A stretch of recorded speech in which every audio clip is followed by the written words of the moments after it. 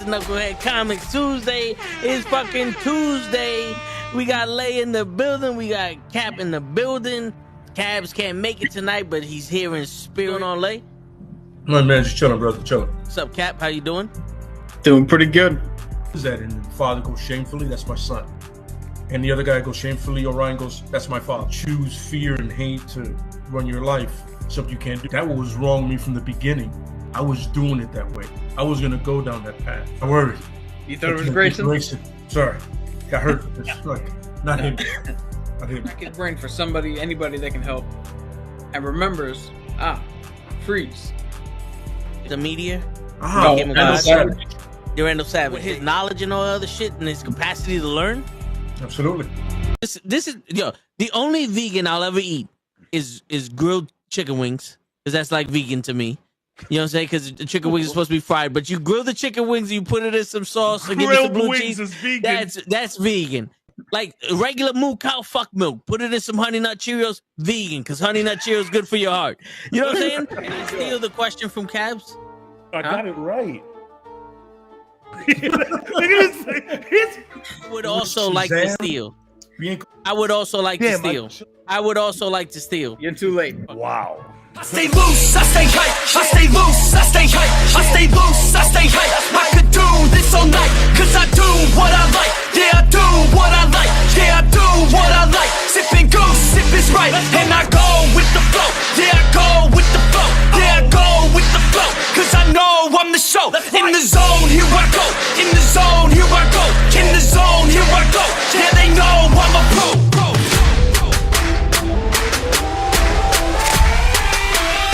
Let's go, let's go!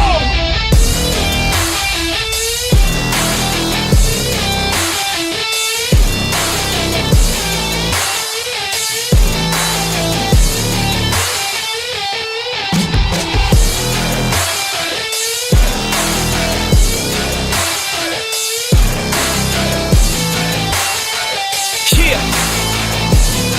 Let's go! Here I go, I get lit, I get hyped for this shit. That's right.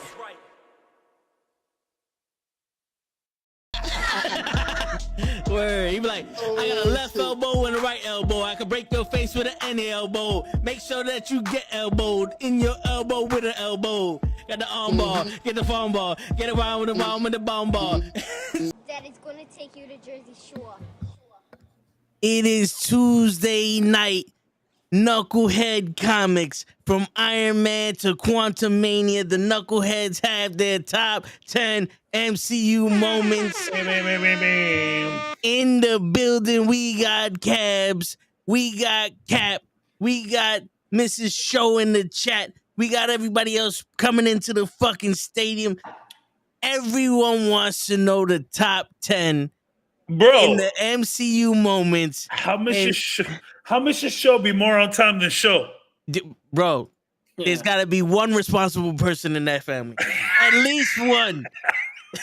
Shout out to you, Mrs. Show, for real. Lord knows if that man was in charge, what would happen? Yes. Yo, you gotta stop doing that, because every time you do that, I think he's coming. I think he's here. Yo, you know what's funny? That time got me. That time, Yeah. I was like, Bruh. So, Show, you have no excuse. Mr. Show is here supporting us. You not even here. Don't tell me. Bro, get in here. Get in here, bro, for real. Get in here, Show. Word. Thank you so much for the support, Alina. We appreciate you too. We love you too. Look, text his ass. You're texting him, aren't you? Yeah, I'm about to Text his ass. God damn it, Show. Fuck is he doing? yo, I can't wait to hear his top 10 DC movie moments. That's why we have him here. Word. It's the balance. You all right? Shit, mate. Yeah, You having mic problems? Nah, that sound a little low to me, but it's all right though. Everybody want to fuck with the champ. But anyway, yeah, man, yo, we got our top 10 MCU moments. You know what I'm saying? We out here, we live. I I had a personal victory over the weekend. Oh, do tell. All right, so I had my coworker was spreading allegations to me Oh, yes. about me, and HR got involved. The coworker is no longer there.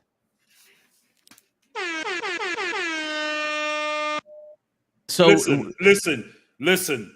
I know toe tags is a lot of things, but some kind of disrespectful, sexual predator type, no, that is not it. You took Word. it wrong. You're a fucking bitch. From the very beginning, I heard that story and I was like, really? Fuck that bitch. I'm so glad she's out. Congrats, bro. Thank Word. you. Appreciate it. Thank God, bro. Word. So now I'm on cloud 9 and we ready to fucking rumble in this motherfucker. You know what I'm saying? We out here. Cap has news of the day to replace the question of the day. So Cap, take it away. Big Fool, write that down. Let's go to our mixtape. Bars. Bars, for real. Oh, the news of the day, ladies and gentlemen, he's back. Yes. It has been confirmed. John Bernthal is back as the Punisher for Daredevil Born Again. I don't know how many episodes he's in, but he is now officially the MCU Punisher. He's back. Everybody who wrote letters, who did something on Twitter, we got him back in. Yo, his podcast is really good. I didn't know he had a podcast. Bro, he has this podcast that he just be bringing he brings real deal guests with some real deal stories that the podcast that he had with Shia LaBeouf or LaBeouf, however you pronounce that, it's a really good podcast, bro. Shia, Okay. Yeah, I recommend that podcast, that episode to everyone. John Bernthal, Shia LaBeouf, really good stuff. Yep. Word. Watch it after this. Definitely. Yeah. No, definitely no. And we got some real shit happening now. I just as soon as Instagram comic book put it up about John Bernthal joining up, I sent it over to the guys that posted the funniest fucking GIF or GIF, whatever you want to call it. That shit was hilarious. But yeah, we're all very excited. Now, you make a good point. How many episodes will he be in or not? Bro, can we just get him halfway through the season? Give me 9-10 episodes of this, bro. It's 18 episodes, so even if he's in 5, yeah, that's good. That's a full fucking season for everybody else. Facts, Word. 100%. Yeah, Marvel be doing 6s and shit. So, yeah. You know who I want to see in the Daredevil TV show? She-Hulk. Because there may be someone that's writing the Daredevil TV show could write She-Hulk, right? I mean, they could make her a lawyer. It would make sense. Yeah, they could she could be they could team up. You know, you could be like, yo, I need some help. I'm not gonna be around. I need you to go into trial for me. I'm down for that. And I mean, I don't know if their love interest will continue, but I think that'd be nice. I would like to see that. Just see their whole little relationship continue. I think that'd be cool. Yo, Marvel, if you're listening, Deborah Ann Wall back as Karen Page. Oh, I need it. I want it. She's got to come back, dogs. Come on, Kevin, Mr. Fahey, come on. Has Happy been confirmed? You mean Foggy? Foggy, sorry, I meant Happy because of Daredevil the movie. Yeah. No, not yet. He can't come. Okay. The only ones confirmed for sure are Kingpin, Daredevil, Punisher. So Kingpin's gonna be in the Daredevil show? Yeah.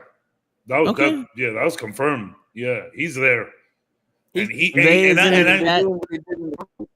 he has a role. It's not just a few episodes. I feel like I haven't read this anywhere, but I feel like he has a role. He should. Hopefully. I mean, I think he should be the big bad. Mm-hmm. To be honest, because with 18 episodes, you can make him like the Thanos, where he's not a threat in every episode, but you see him puppeting everything, and it all leads up to him. The last 2 episodes is like him. Yeah, for sure. Yeah. What if the first 2 episodes are a callback to Daredevil defending Kingpin to get out of jail from Hawkeye? That would be insanity. Like, we just start and like he's defending, like as much as he hates Kingpin, he's defending him in court. Remember, he said, "I got one of those. For every couple of pro bono we do, we got to do a big wig." Yeah. And he was on the phone with one of the big wigs. You know what I'm saying? That would be She-Hulk may do insane. one thing right. Yeah, that would be insane. Like, he reluctantly has to take a case Yeah. for Kingpin. That'd be sick. Yep. That'd be sick. That would be. They made a whole entire She-Hulk series just for that 3 seconds to show Matt Murdock needed to defend someone, and it was the Kingpin because they couldn't fit into the 18 episodes that they had. Does Kingpin know that Matt Murdock is Daredevil? I don't think It flip flops. I don't think currently anybody knows that it's Matt.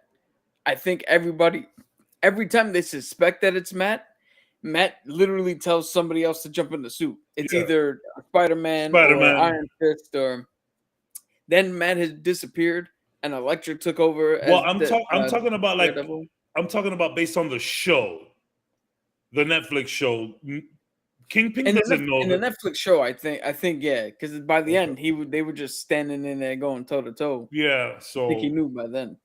Because if he doesn't know, and it's like Matt is representing him during the day and trying to get his ass during night, that would be a very interesting like back and forth for him, and then him just coming back into his own this whole born again arc. I think that would be very interesting, Toe. Yeah, I got something to say, by the way. This is a rant that I had building up for a couple days. Let's get it. One of the writers of Quantum Mania is calling out fans, saying that MODOK has always been a joke. MODOK has been turned into a joke, sure. And he's a floating head with arms and legs, sure. But you made it into a bad joke. Don't try to use this as a way to cope or, work around your poor writing. Marvel has taken some crazy risks that have worked and that have not worked. And last week, we all spoke about a way that we can possibly fix Quantum Mania. And I think a welcome change would have been to make MODOK a little bit more serious.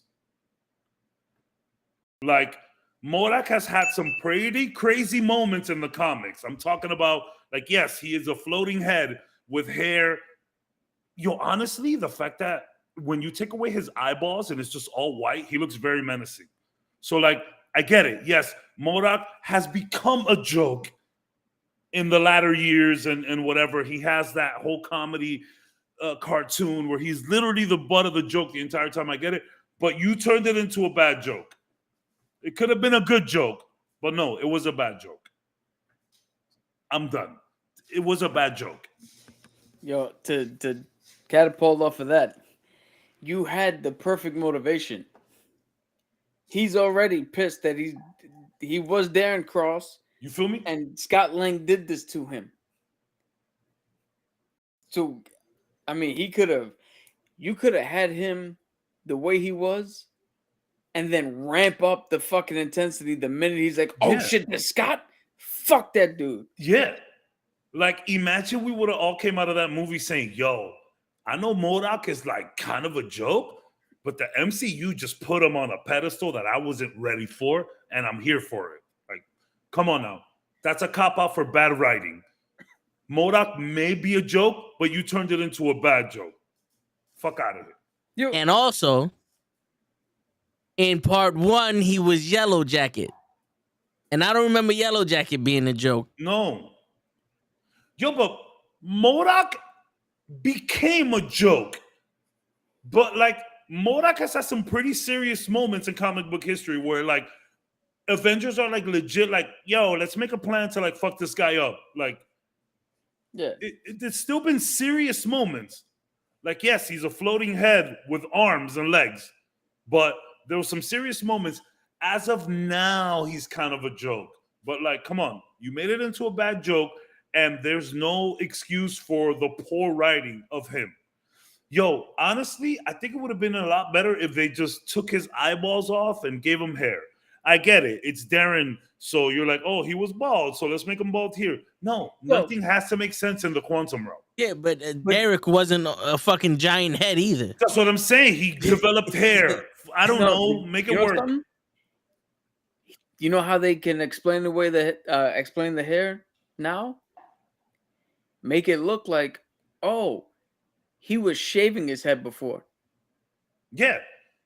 Yeah, he can't. Like that look he did that look on purpose, not because he had to, he wanted to. He's not permanently bald. He had to get a haircut. He can't get a haircut now. There's a big floating head in the quantum realm. It was a bad joke. That's not a good excuse. You thought you did something. You didn't do shit. Word. And it's funny because Cap even said it. Cap was like, oh, like we were talking about it last episode, and he was like, well, you know, MODOK nowadays is kind of a joke. He's always been a joke, and it's like true, but that doesn't mean we have to go with it. What y'all did to Thanos was perfection, because Thanos was just straight. He was very one-dimensional in the comics, and he was just very petty. Y'all made him the lovable antagonist, and that was a welcome change. So chill out. Now, and yeah, okay. I'm gonna throw this in here. Let's see how you feel. I honestly think that it's the actors behind them, because Josh Brolin brought something to Thanos. Oh, Jonathan Majors is bringing something to every version of Kang that we see. Darren, Corey Stoll didn't bring anything to MODOK. He just showed up, read what was on the thing, like. For something that's only he showed up, grabbed a couple hot dogs, ate, and just left the party. Yeah, weird, for sure. He's a mechanism, whatever the fuck it is, something only designed for killing, right? Yeah. How the fuck did he didn't kill anybody? He didn't kill anybody. He wasn't angry enough to kill anybody. He immediately was like, "My name's not Darren." Like, dude, you have shit to. Now, think of it before Kang gets there. MODOK is the one fucking with Scott and Cassidy. Yeah, that'd be great. Cassidy. Yeah. And then Kang shows up, and again, we got to make Scott, like, trust this guy. Like, why? I don't understand how you think, or why everybody just fucking writes, well, if the bad guy's mean enough and threatens everybody, of course the good guy's going to do something. Doesn't it make more sense that the guy who wants to get out would fucking try to make people on his side? Yes. Yes. Like, Jesus Christ. Like, we can step away from tropes. It was a bad joke. It was a bad joke. You took the joke and ran with it, and it didn't work. What's up, Coffee? Live, baby. What up? I always like to say what's up to Coffee, because I'm guessing that's a play on Kofi Kingston. Right? Yeah. Which is my son's favorite wrestler. Well, New Day is like his favorite like thing. My son has been like out of wrestling for some reason, but like he always talks about New Day. Yeah, I like that. Yo, another random rant. We usually do this for about half an hour, so we got like 30 minutes before we get into the main event. Bella Ramsey as Ellie. The internet is stupid. Internet, you had this one wrong. Bella Ramsey's portrayal of Ellie, I would say, is better than Pedro Pascal's portrayal of Joel. Get out of here. Get out of here. Episode 6, 7, and 8, Bella Ramsey just like... Yeah. Did y'all see the last episode? No, we just saw 7. We didn't see 8 yet. Dog. People are like, yo, give her the Oscar. They're like, yo, give her the Oscar. Yo, Bella Ramsey, internet. You had it wrong. You had it wrong, internet. I understand that Pedro Pascal might look like Joel, or more like Hispanic version of Joel, but Bella Ramsey is just bodying the character of Ellie. And y'all had it wrong on this one. That's it. Bro, episode 8 is going to make you... So episode 8 dives into one of the most controversial parts of Last of Us, the game. And wow, it is a full-on Bella Ramsey carry in episode. In fact, episode 6, 7, and 8, it's full-on Bella Ramsey carry. Like, polish off the Oscar and give it to her right now. It is insanity, episode 8. And like, I've enjoyed Bella's portrayal of Ellie the entire time, but episode 6, when they get to that establishment, yeah, oh my, she's just on one, and I noticed it.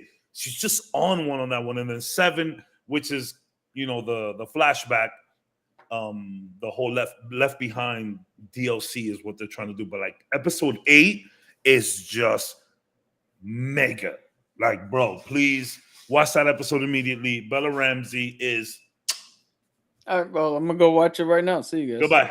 After you give us your top 10.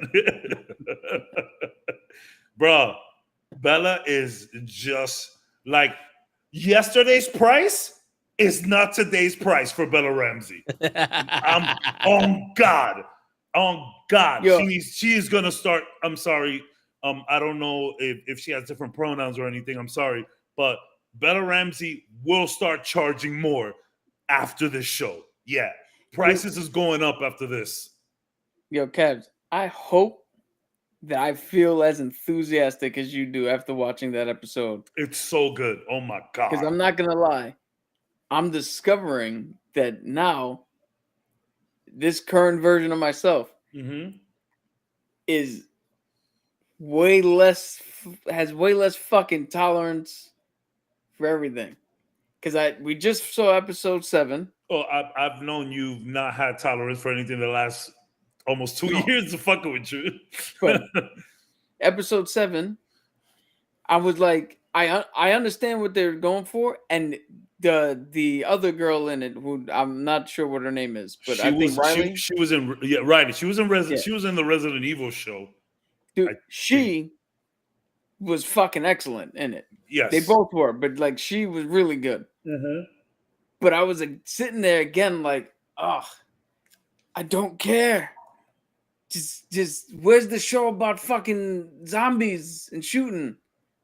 And then here's the kicker: The Mandalorian episode 1 came out, and instead of me like normally I watch The Mandalorian and I'm like, yo, this shit is good.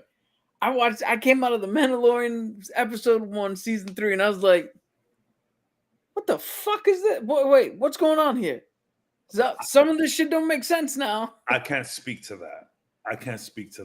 But I don't think did they show Claire Redfield in the movie? I forgot. The last one. They did I think Welcome to Raccoon City. I think they had them. I forgot. But yo, listen. I understand the Left Behind. So a lot of people are saying that the Left Behind episode, Left Behind was DLC for The Last of Us. It came out after the game. Which one is episode 7? Episode 7, Riley and Ellie. That was DLC that came out for the game. I did enjoy how they slid it in between here, because the whole thing about like Riley saying, hey, we don't quit. You know, we are here to the bitter end. You know, no matter if we're turning or not, right? We're here. That's kind of the mindset that Ellie was in when it comes to Joel. Joel literally told her, like, yo, get out of here. And I love that scene where she's like, shut the fuck up, Joel. Like, oh my, she is crushing it. I'm here with Bella Ramsey. I'm here. But so I think it was cool. It might have been a little jarring to people seeing it in between everything, and I get that. But I did feel the kind of like calm, the lull. And it's funny because this show rarely gets into like zombie shit, you know? And this episode is kind of the message.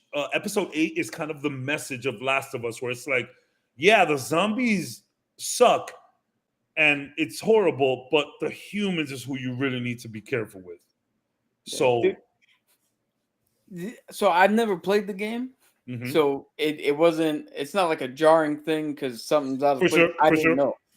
It's just, I'm literally like, I'm just at a different place now. And there's only one thing that I consistently watch.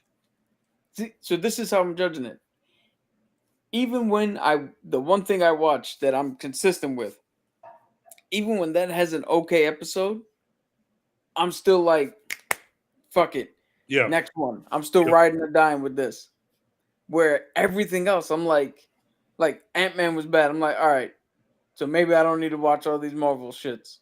Mandalorian, the first episode, I come up with more questions. I'm like, oh, maybe this one I can let go of. The Last of Us, and I'm like, all right, I none of these characters grab me. I'm not into this story. Maybe I can walk away from this one now. Dude, I haven't watched wrestling in almost a year. Like, no. Pay-per-view. You this sounds like an existential crisis or something like that. You trying to reboot the mainframe. Yeah. But not for nothing though. The writing nowadays is a lot weaker. Let me not say the writing. The production and the way they put movies and TV shows together is a lot weaker than they did back in the day. Because back in the day, they spent time on giving you that story. You know what I'm saying? Like the episode 7, it was all of it was her and Riley, right? And you got to see their bond. You got to see that they're pretty much in love with each other and all this other stuff. And then you saw how this girl got hit. So one, it showed you that this girl actually cared about somebody before.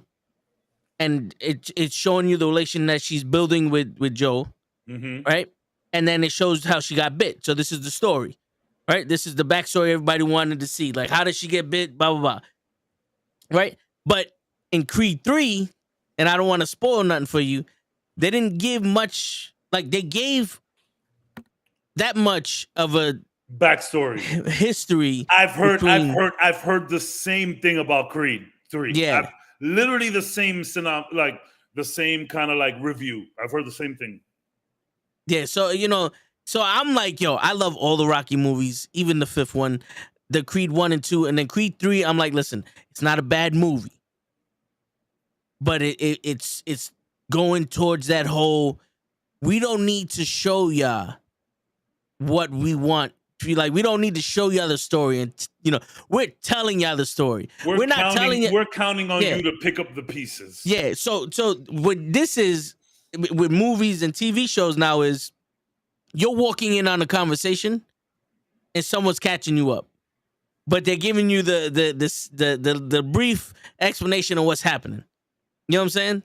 I heard the same thing literally. It's like let me catch you up to speed. Too long. Let me tell you what happened. They saw Penelope, we get in the back, and that's it. Yeah. The Princess Bride is like, oh, let me explain. No, let me summarize. Yeah, that's what it is. That's what we're getting. Because I've been hearing the same thing over and over about Creed 3. That's crazy. Crazy that you have the same like review to it. Yeah. I mean, yo, listen, it was a good movie to watch. If you wanted to watch it on HBO Max, I wouldn't be mad at you. You know what I'm saying? But like the same critique for Ant-Man. Like there's a lot of things that people have to point out to us on the side, where it's like, okay, but you spent so much time with MODOK and these people and drink the sauce. Wasn't Marvel always like that? Wasn't the fun of Marvel trying to figure out these theories and theorizing and see where it was going? Wasn't that the fun of Marvel? The theory of the I was gonna call them the Expendables, the Eternals, and all that other shit. That's dope. But the other theory, go ahead, Cap, because I think you're gonna try to tell me. I think what Vince's trying to get at is originally we would watch the movie, All right, and then look at the breakdown and get stuff that will augment what was told in the movie. Mm-hmm. And we're like, oh, cool. So what he just said made my viewing experience even better because now I have even more context for what they told me. But nowadays, they're telling us shit and we're not getting anything from it. So when we watch the Easter egg breakdown and all the breakdowns, now we're like, okay, now I know what they were getting at. They didn't bother to tell me. And if I didn't see this, I would have went the whole time not knowing what they were trying to get at. It's kind of like, it's kind of like when we watch Thor, right? And you know they cut certain things, but when they explain his lineage and his story and how he explained how on your planet it's called magic, and and some people call it science, and our planet it's both. You know, like they're not like he's showing us through like some shit, but we're seeing the whole magic and everything the whole movie. They're not just going, oh, this guy can control the hammer. And now next thing. It's like, wait. It's almost like everything is on a timer. Yeah, like what do you mean he can control the hammer? That sounds cool. Can we see a little bit of that? Can we see I still stand by my point that we're just a little harsher on things nowadays because we're older and we don't have the time. Our time is valuable. Our time is more valuable now. Yo, I'm still gonna stick to that point. To Vince's point, though, I'm a comic book fan.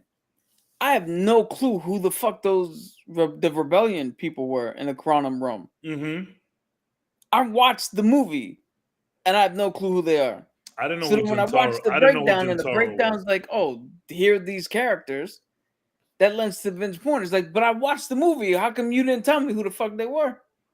You just put them on screen, like the dude with the fucking bright light face. Oh, the ring light face. Yeah, I don't know who the fuck that is. I legit don't know. I watched the fucking breakdown. I still don't know who that is. So when he dies on screen, why the fuck do I care? I don't know who this is. And you know, and not to say that not all of it is bad. Is like the whole theory of Fury being like 90% Skrull in these movies. And all those little things that we like, those Easter eggs that we don't catch, I don't mind that. I like that because that's not the story they're telling us. But if it were to happen, like, oh shit, they were right. He was, you know, things that you could pay. I like that shit. Like I like when we watch Batman, and people like, oh, the sniper was in the window the whole fucking time, and you didn't catch it, and then you watch it, it's like, oh shit, he was. Yeah, you know, the shit like that, I don't mind. But when you sit there and go, oh, just in case for people that didn't get it, Catwoman's the daughter of Gambini.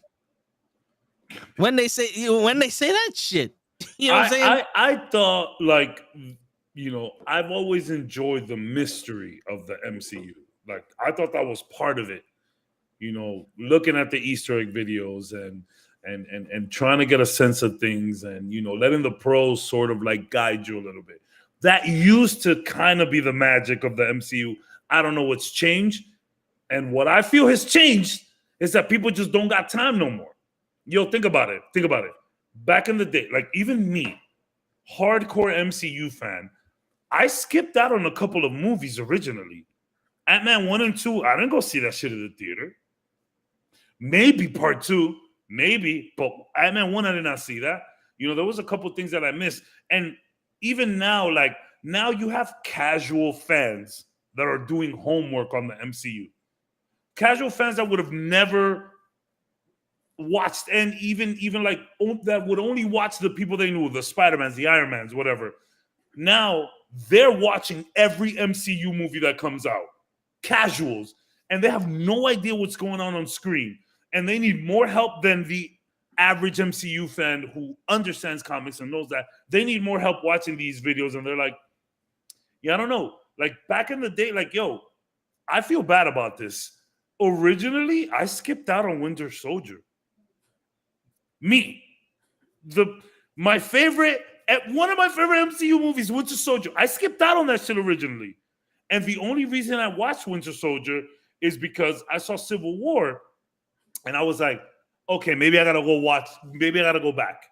So like, whereas back in the day, people would like pick and choose their Marvel movies. You didn't have to go to all of them. Now there's like this thing where it's like you kind of gotta go to all of them. And the most casual of fan is going to all of them. And the most casual of fan is like, and I'm not trying to say that the hardcore fans aren't here either, but like I just feel like I'm still gonna stick to that point where there's just too much superhero shit going on, and people are fatigued about it, and they're not willing to give it the time and chance anymore. Like, yo, just hurry up and tell me what's going on, bro. I don't want to watch 18 movies so I can understand the plot to this one. You know, I think the issue is, it's not that we don't have time for it. It's, I think they think that the fans that come now just want to see Infinity War and Endgame. Yeah, they only want to agree. see 90% action No story. No, we could. I think this podcast alone is a huge component of just those chilled out moments where we're like building the world. Yeah, hell yeah, I need that. You're right. Yeah. So it's because of these casual fans, though, and because of the money generated with these movies, that Marvel thinks they need to do an Avengers level event every time. No, you don't, bro.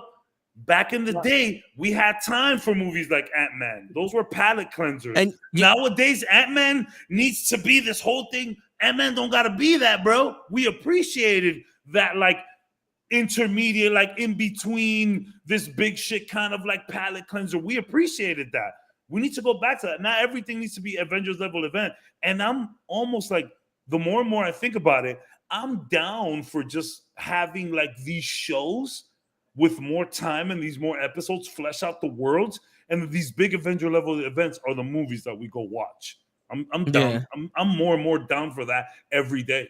Yeah. That's a great point, Toe. And you know, not for nothing, some of the best parts that you can watch in the MCU movie is talking. We about to talk about it right now. You know what I'm saying? Like, because people love Winter Soldier.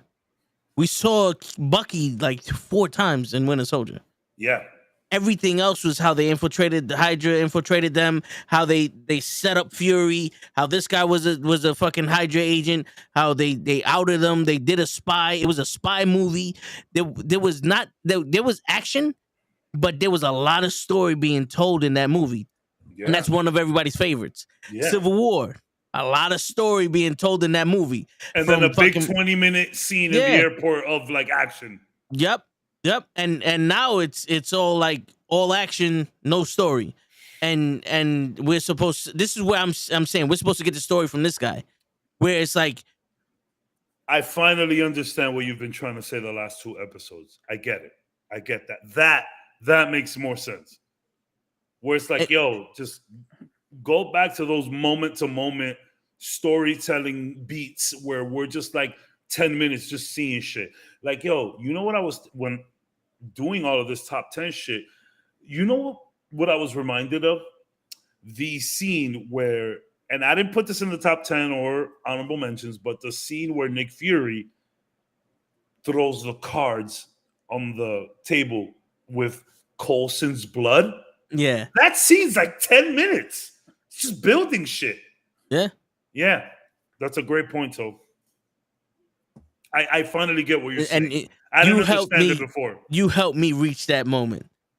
You know what I'm saying? Because it was hard to explain, but once you open up the door, we got it. Yeah. I got it. More of that. More story. Yeah. Which is, to be honest, most of my top 10 moments, there's rarely shit exploding. Rarely. Most of it is just kind of chill. Yeah, let me see. Most of it is just, okay. I mean, most of it is just kind of chill. Well, there's one specific one. Yeah, like, I mean, we're tired of saying it here. Like, we like the moment-to-moment people just talking to each other type shit. Cause we're tired of saying it, yeah. Listen, I don't read comics, but I do like hearing the stories from the comics. You know what I'm saying? Like, for sure. Like when I looked up Dr. Doom and when I looked up Kingpin, when I looked up all these characters and I'm hearing the story from them and I'm hearing what they went through, it's like, these stories are deep. Now comics are mostly stories and big battles, and these movies are now battles and no story. Like, you know, it's like we lost the comic aspect of these movies. which is not to just go off on a tangent, but that's why I like The Last of Us, because most of the time it's just moment to moment storytelling, world building. There's rarely any zombies in that. Yeah. The last couple episodes hasn't really been any like crazy. Well, I mean, I think it was episode 5 that like had the big, when they all came out and the bloater showed up. But like ever since then, it's been real chill when it comes to zombies. I think we've seen like 2 max. So like I love that. Like, bro, I don't need the Michael Bay, like, you feel me? That shit, like, for example, John Wick. John Wick series is incredible, but it's all action, right? Like, am I wrong to say that? Part 1 was had the story in it, and part 2 and 3 were a lot of action. That's what I'm saying. And I love the John Wick series, but like that is a specific thing where it's like action driven. But like on the flip side, I'm okay with just, bro, I don't need 2 or 3, like I don't need 4 or 5, 6 big action sequences. I'm down with y'all just chilling. Yeah, so, I'm done with that. To that point, the John Wick series is the stories being told in the background. Yeah. And your main protagonist isn't supposed to have dialogue and be story driven. Sure. You're supposed to be like that specific type of movie. You go in and like, yo, I'm fucking everybody up. And in the background, you get the world building, you get a story, you get shit that's going on. So look at what I said. There is a story in there. Got to read between the lines with John Wick. But that's exactly, if I'm not mistaken, what Toe was trying to talk about with Ant-Man. No, like, but there's a difference. I think personally, I think there's a big difference because Ant-Man is the kickoff to Phase 5. I'm not trying to argue. I just want to know. No. Well, is the kickoff to Phase 5. We got to explain who this version of Kang is. MODOK's in here. What is he doing? What is Scott Lang up to? How is he getting in and out of this? How does this tie up with 15 other different things? Where John Wick's a simple story. Yeah. He was a hitman. Fell in love, got out of the game. They tried to pull him. Well, they inadvertently pulled him back. Yes. And then a series of dominoes fell. That type of storytelling, all you need to know is, all right, what is the inciting incident that sparked this whole thing? And every movie, you get the inciting incident, and then we're off to the races. That's a vastly different type of storytelling. No, okay, sure, but like, still kind of like the same thing where it's like it's mostly action driven. Yeah, but so his, and I don't want to. So here's the thing, though. The little bit of story we get in John Wick is a lot stronger than the story we get in Ant-Man because of this, right? So we start off, his wife dies. He's coming back from the future. He's miserable. So so we know he lost his wife. Then his wife knew that she was gonna die and preemptively sent him a dog to be his companion. He spends a little time with the dog. Now we already know that this dog is gonna be super sentimental to John Wick because his wife sent him the dog with a letter saying, "I don't want you to be lonely, so I got you this dog so you have somebody to be with in your time of grief." Then they bring it to the house and they kill the dog. The story's not about they killed the wrong person's dog. The story's about they fuck with the wrong grieving guy. Yeah. You know what I'm saying? When Ant-Man, it's, we come in, hey, I'm king of the fucking world. Your daughter's a criminal. What? And she's also been training to be Ant-Woman. What? And she's a crypto scientist that went into the quantum realm. What? And then, oh, by the way, there's somebody. He's the bad guy. So what you're saying is that the story of John Wick is just simple enough to follow that there are no questions. It's told clear. It's like if Cap explained to you a story, and show explain the same exact story to you. That's the difference. Show explain that story is Ant-Man. Cap explain that story is John Wick. I feel like that movie is mostly action and not story, but No. It is mostly action, but the little bit of time that they spend talking is always about the story. Like when you sitting there going, John Wick's pissed off. Why'd you punch my son? He killed John Wick's dog. Fuck. And he said, who the fuck is this John Wick guy? I remember that, yeah. The Baba Yaga. He's the one you fucking sent to kill the boogeyman. And it's funny because part 4, they're saying, yo, this is the best action movie of all time. And I'm like, oh. So like the other fucking John Wicks. Sure. I'm just saying. Another thing about that I'd say, like with John Wick compared to like Ant-Man, like I just said, oh, I don't know who the fuck these secondary characters are that Ant-Man met, and I gotta go watch somebody tell me who the fuck these guys are. It's a bad comparison though. Like, no, it is Ant-Man and John Wick. Yeah, But if you watch John Wick, you know the guy who runs the Continental Hotel. You know the concierge.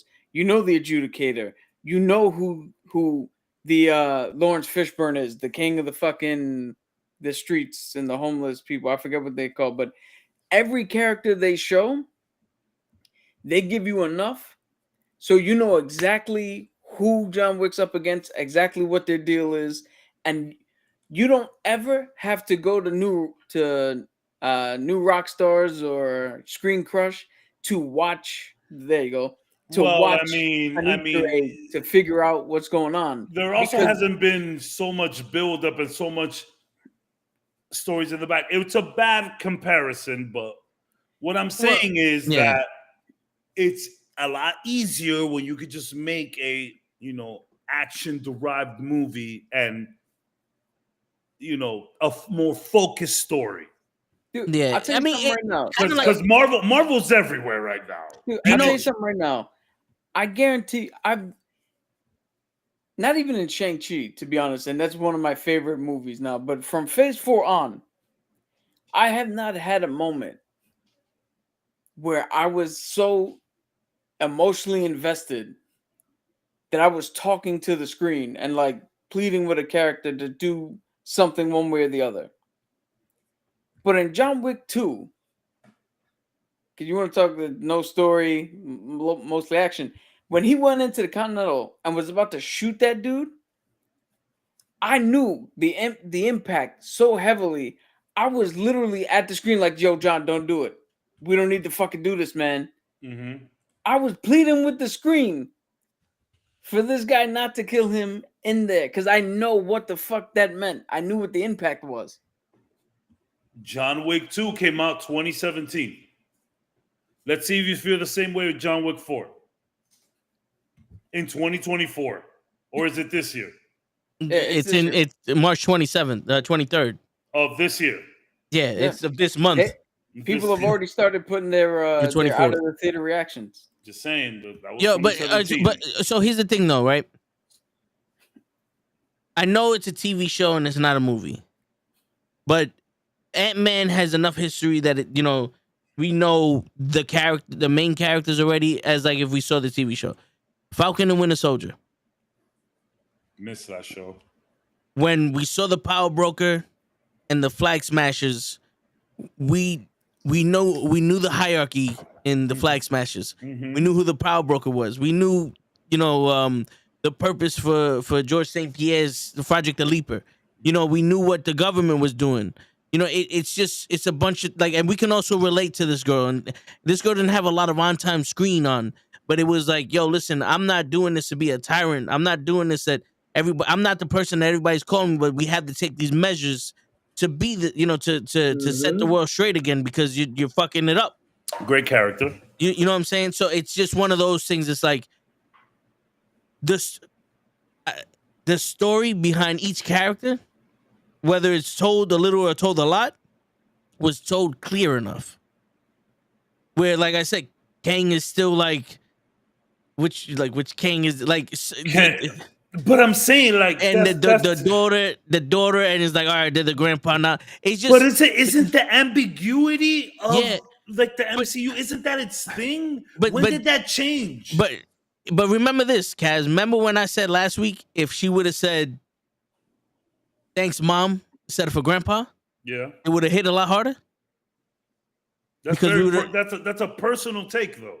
No, but I'm saying it would have been like, oh shit, she sees her as a mother, because it's Yeah. like, you know what I'm saying, as opposed to a No, grandpa. and you know what? I agree with that. I'm just saying not everybody might see it like that. No, I get, but the thing is, it's like those little subtle changes in the nuance, the way they look at each other, the way it is. If you would have had that family dinner a little bit longer, like, yo, you know, yesterday I was talking to Kenny about Creed 3. And he was like, yo, bro, that movie was already 2 hours, but you wanted to be longer? When I was explaining stuff to him. I looked up the runtimes for Creed 1 and 2. They both were 2 hours and 15 minutes. You need And that he goes, extra 15. yeah, and he's like, then fuck it, they should have just put the extra 15 minutes in. I was like, yeah, sometimes You need, it helps. yo, I say it all the time. Marvel movies need to go back to being 2 Yeah. hours and a half. Yeah, and yo, this is by no means am I saying that Ant-Man is a bad movie. No, I get what you're saying. But what I'm saying is like a little bit extra care.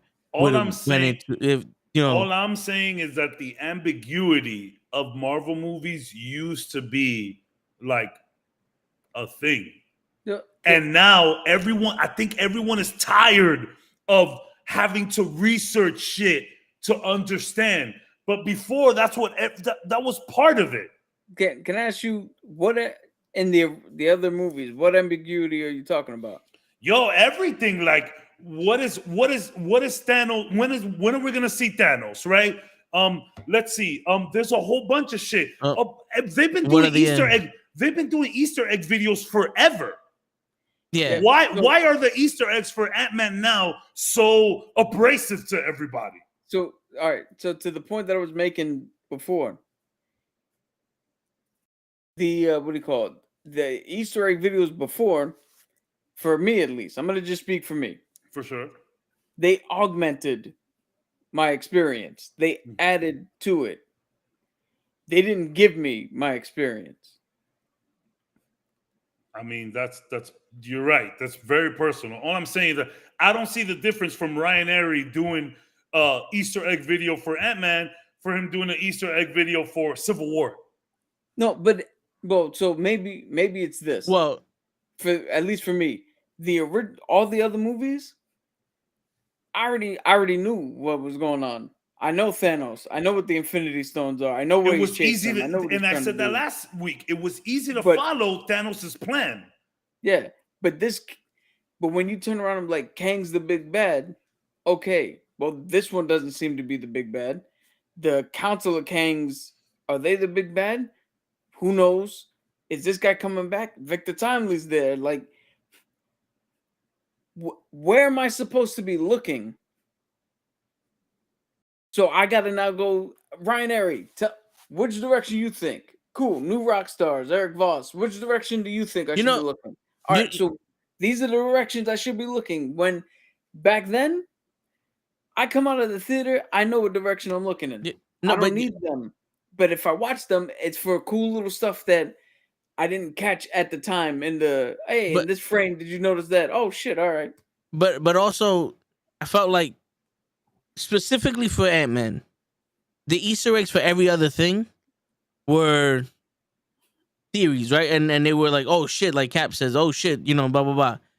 The only Easter egg that I've saw for Ant-Man that was kind of like, oh shit, was that time loop Easter egg, where the people that said hi to him were behind him while they still should be in front of him. That was like, okay, I get it. But when they go and they say, oh, look at all the circular shits for that could be the rings. Angle of the rings. But Ryan Airy has been talking about hexagons. He's been talking about hexagons for the last 4 years. I'm sorry. When she opened up the thing, she's like, oh, that looks like the Eternal shit, right? Yeah.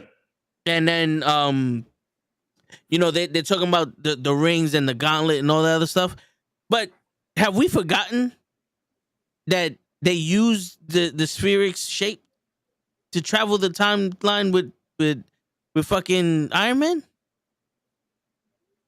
The shit that he made to like nail Yeah, down all their the time traveling technologies had the sphere in it when they opened up, and it did that. So it's like for the original story, he took the time travel shit from Doctor Doom.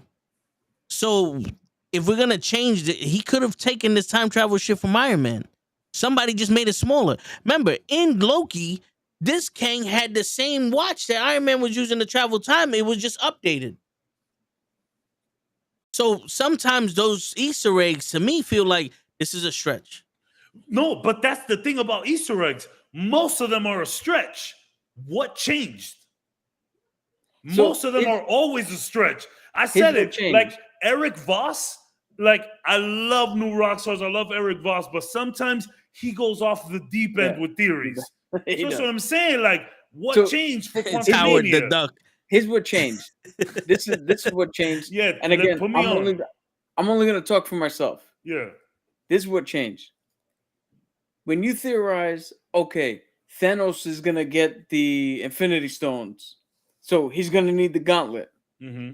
He's gonna use the Infinity Stones, and we're gonna theorize that maybe he does what he does in the comics and snap half the universe out. All that makes sense. All that lines up. When your new theory is, well, maybe Kang made Shang-Chi's rings, and maybe he made the bangle, and maybe he did this. Now you're sitting there going, hold on. Everything they did with Thanos was still comic book accurate. So now you're telling me, okay, so Fing Fang Foom didn't make the 10 rings, so they didn't call him. No, they didn't call theories, him. though. No, dude. But here's why it's weird. So they didn't call him. Cool. So Kang made 10 rings, somehow lost them. They wound up with and I forget it, Win Yu or the Mandarin. Let's call him that. They wound up with the Mandarin. Okay, but then he also made bangles. Somehow lost them. Wound up with a blue dude who lost it, who then wound up with Kamala Khan's grandmother. Like this I shit, get what you're saying. I get what you're saying. So far stretched that there is no. But how far were they stretching for Mephisto? Yeah, but see now we'll get to Mephisto. Mephisto was such a big stretch that one was a cool if, but it has nothing really to do. Like I never once thought Mephisto was part of anything. Yeah, they had some compelling arguments though. Real quick, yeah. There's the little excerpt in I think Loki. There's like a document that there's like a little excerpt of some name that is legit just related to Mephisto. So I'm saying, like, I honestly think y'all just keep kind of proving my point. People are over the theorizing. People are just tired of it. Because to me, nothing has changed with the theories. They always making ridiculous wild theories. This has always been like this. But again, so even the theory that Mephisto might be behind something because you read a name or because you said something. Yeah. All right. It might be far-fetched, but you could see something. Well, they mentioned it here. So okay, I can see where you took that leap. But you mean to tell me He Who Remains made the timeline, won the war. Everybody else is trying to now restart the war now that he's dead and Sylvie killed him and all that shit. But prior to that, which version made these things and lost them? We will see. But people gave Thanos 10 years to develop, and we need Kang right now. Here's the thing, though. Hold on. Thanos is doing the same. Sorry, Vin. Thanos is doing the same shit he did in the comics. Okay. So Kang doesn't do any of this in the comics. None of this has anything to do with him in the comics. I mean, but we're making welcome changes and all of that. I'm saying we had time to see Thanos develop. And you know what's crazy? And I'm gonna let you go until I promise. You know what, Cap? We've already spoken about this. remember we spoke about this. Like, how is the impact of letting Kang develop gonna differ from letting Thanos develop? And I think we're getting there now. I think that's where we're at. Go ahead, Vin, my bad. Sorry. So here's the thing: the theory from either Ryan Aries or whoever said that the 10 rings and the gauntlet come from Kang is that Kang, when he was Timbuktu, when he was the Egyptian pharaoh, Ramen Tut, he lost him there, and then Shang-Chi's father found him thousands of years later. Because remember, he's like 1,000 years old. But all theories, by the way. Yeah, but that theory has to be debunked because Ramen Tut walked in on the fucking Council of Kangs. And if they control the timeline and they can see that this Kang was let out of the quantum realm, he should know where those rings are and go get them if they really are that important. You know what I'm saying? So that theory, we're gonna have to leave that up for that. That's one of those cool story. We'll see later. Yeah, cool story. You're 80% wrong. Now, the bangle came from another dimension. It came from another universe. That Kang could have been dead by whoever killed him, and that's when they found the bangle in this universe because he was traveling universes, multiverses and shit. Because remember, she did travel to another part of time to see her great grandmother to get on that train. So that has already shown that it can go into some form of time travel. So that is a little bit theories. We're arguing about theories. None of this has been proven or disproven yet. So just keep that in mind. So I don't mind the theories. This is what the MCU's always been about, theorizing. You know, we fucking come up with theories all the time. I don't mind the pie in the sky. We love the pie in the sky. But and it's been so long since I saw this video. So to give you specific details of what you know what I'm saying, but there were some things in there, like Cassie's, going into politics, and she's protesting for the home shit. Yeah. Home shit, and it's showing this for her, and her mother made a business for the homeless, and Peter Parker's shit and went into the homeless thing, and everybody's going into homeless, and it shows this and this and this. It's like, okay, you're kind of connecting dots, but it's always been like a backdrop thing. But also, we honestly don't know when these movies are taking place. I think just like the multiverse and the comics, the multiverse in the movies is just super convoluted.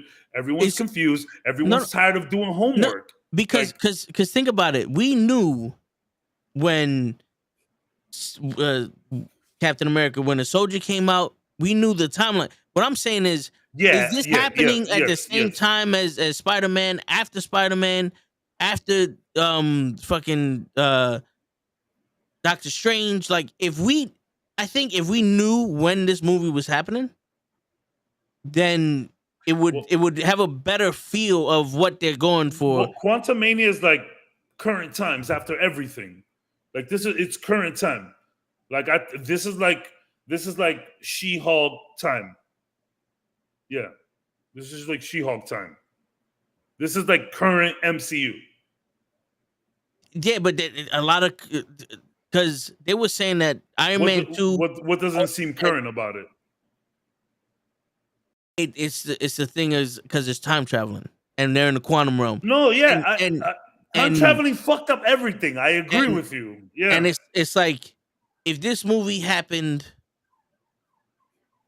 after Doctor Strange or after Winter Soldier and Falcon and after Spider-Man, and they made mention to that, it's like, okay, she's continuing the fight. You know what I'm saying? Like, because her starting this business and them living this perfect life is kind of confusing when everyone else had to go through a blip and a relocation fucking program. I mean, yeah, the blip was. And I'd say it all the time. I want more info on the blip. We need more. We need more inside stories on the blip. Because Hawkeye was living in a farm. He got his family back. He didn't give a shit what time it was. You know what I'm saying? Like with She-Hulk, we knew this is what happened after the blip, and all these people started emerging. With Loki, this was its own little thing that can happen at any point in time. You know what I'm saying? And then Cap made the greatest point I think I've heard so far. And I'm sorry to cut you off, but I think Cap made the greatest point possible where someone said, is the multiverse saga killing the MCU? And a lot of people were like, well, you haven't read the comics if you think that the multiverse saga isn't like a thing. And then Cap was like, well, think about it. When all this multiverse shit started happening, that's when comic book sales started dipping. Because it's like, yeah, when you can kill people or have people in another universe and like it's nothing and just move about like it's nothing and keep no stakes on anything, it could be kind of a problem. I agree. That's like the realest shit Cap has said on this fucking podcast, amongst a million other things. Yeah, but listen, man, I would start to like it doesn't have to happen in Ant-Man, but I would start to like seeing some multiverse shit. Like, let's say, theory, it wasn't Kang who made the 10 rings, but it was Reed Richards. Listen, no one has confirmed that Kang make those rings. No. So but I'm saying theory. Keep that in mind. No one has confirmed that. This is me theorizing. Okay, it wasn't Kang who... Ryan Airy and Eric Voss are like wrong 80% of the time. Yeah, keep that in mind. Let's say it wasn't Fing Fang Foom. They don't want to go with Fing Fang Foom. They go into time travel and shit. That's something that has to do with Kang. It's inferior technology to what Kang's using, even though it's powerful. Mm-hmm. Let's say Franklin Richards developed them shits, but Franklin Richards was working for SWORD and he had alien technology to use it, and he left them in the fucking thing, and he never got a chance to go back. Mm-hmm. That's viable. You know, you're telling me you can't have some kind of thing that shows something from the future? Because there's a lot of shit that's happening, like, oh, this connected to this movie that's not going to connect to nothing 20. But why not connect to the future? You're literally doing what Ryan Airy was doing, though. You're theorizing. I'm just theorizing about the rings. I'm not putting that in the movie, though. I'm not connecting it to Ant-Man. Everyone's just theorizing at this point, and that's what I'm saying. Well, that's what Marvel's always been about. I never had the problem. I never had the problem with theorizing, though. You know what I'm saying? I mean, my thing was the whole the little nuances. It's like, oh, look, Cassie's wearing yellow in this scene, which means that she's happy and she does the brightness. And I'm that's sitting there what going, the MCU has always done, though. No, look at the hexagons, and you know what I'm saying? Like, I'm just like, it's all the same thing to me. But Cap got it though. He's been researching something. Now, here's the where things change. Where did things change? That's what I want to know. So the theories were always based on what the characters done in the comics. Okay. Right? These new theories with Kang are not comic related. What they're theorizing the movies to do, Kang doesn't do in the comics. So what are they theorizing Kang does, though? So like the whole, like you just said, it's not confirmed, but the whole he may have made the rings. Okay. He may have made the bangle. Okay. He's doing all this. That's not what Kang does. So when we're watching it and we see, what do you call it? We see Shang-Chi before we even know Kang's a thing, and the rings go off, and we're like, Fing Fang Foom, he made the rings, and then you tell us, oh no, but maybe this here, for me at least, the disconnect is like, but Kang doesn't do that in the comics, and now it's it's an Iron Man 2 situation, where it's like, that kid wasn't fucking Peter Parker. Yeah. Peter Parker. So now you retroactively go back and try to make something up. So I'm sitting here like, all right, so that's what I'm saying. For me, when I'm like, none of this connects to anything until it's 5 fucking years down the road because none of this connects to anything in the comics. So I can't sit here and go, okay, I know where the connections are. I have to wait for you to tell me the story you want to tell me. Okay, well, let's get to the story you want to tell me. Because so far, none of this shit is telling the story you want to tell me. They're telling separate stories. Which is That's where the difference is. which is what I was talking about last podcast. The Thanos saga was easy to follow, and everybody knew it from the comic books. And there was 10 years of buildup there. Whereas we just saw Kang last year in Loki, and he's doing a bunch of other shit, and everybody's like, whoa, what's going on here? And it's like, yeah, it's just at the end of the day, there's a lot of convoluted shit going on with this multiverse. But to your point, now again, not only was it easy to follow, but I could turn around and walk out of a theater, right, in the Infinity Saga, and if there was any questions, I could tell you, read this comic, read this. This is where they pulled this from. This new multiverse saga, you walk out of the theater and like, all right, so what comics do I need to read to get a handle on this? I'm like, none. They're making this shit up now. Now I don't know what the fuck they're doing. People used to enjoy welcome changes to the MCU. Not as much anymore. But it's not, again, it's not that what do you call it? That it's an unwelcome change. It's a thing of, so you take Kang, right? They really didn't change Kang too much. No. But now we're theorizing what his motivations are. Yeah, that's the problem. Now his motivations are not comic book related. Now his motivations are not only whatever they're gonna make up, but they're not gonna come to fruition until and it's a thing of, normally when you read a book, the book is good all the way through, and then you get to the end and it ties everything up and you're like, yo, this book was awesome, the ending was great. The Multiverse Saga is a weird book. It's a weird book. You have to read it through just to see if it was good.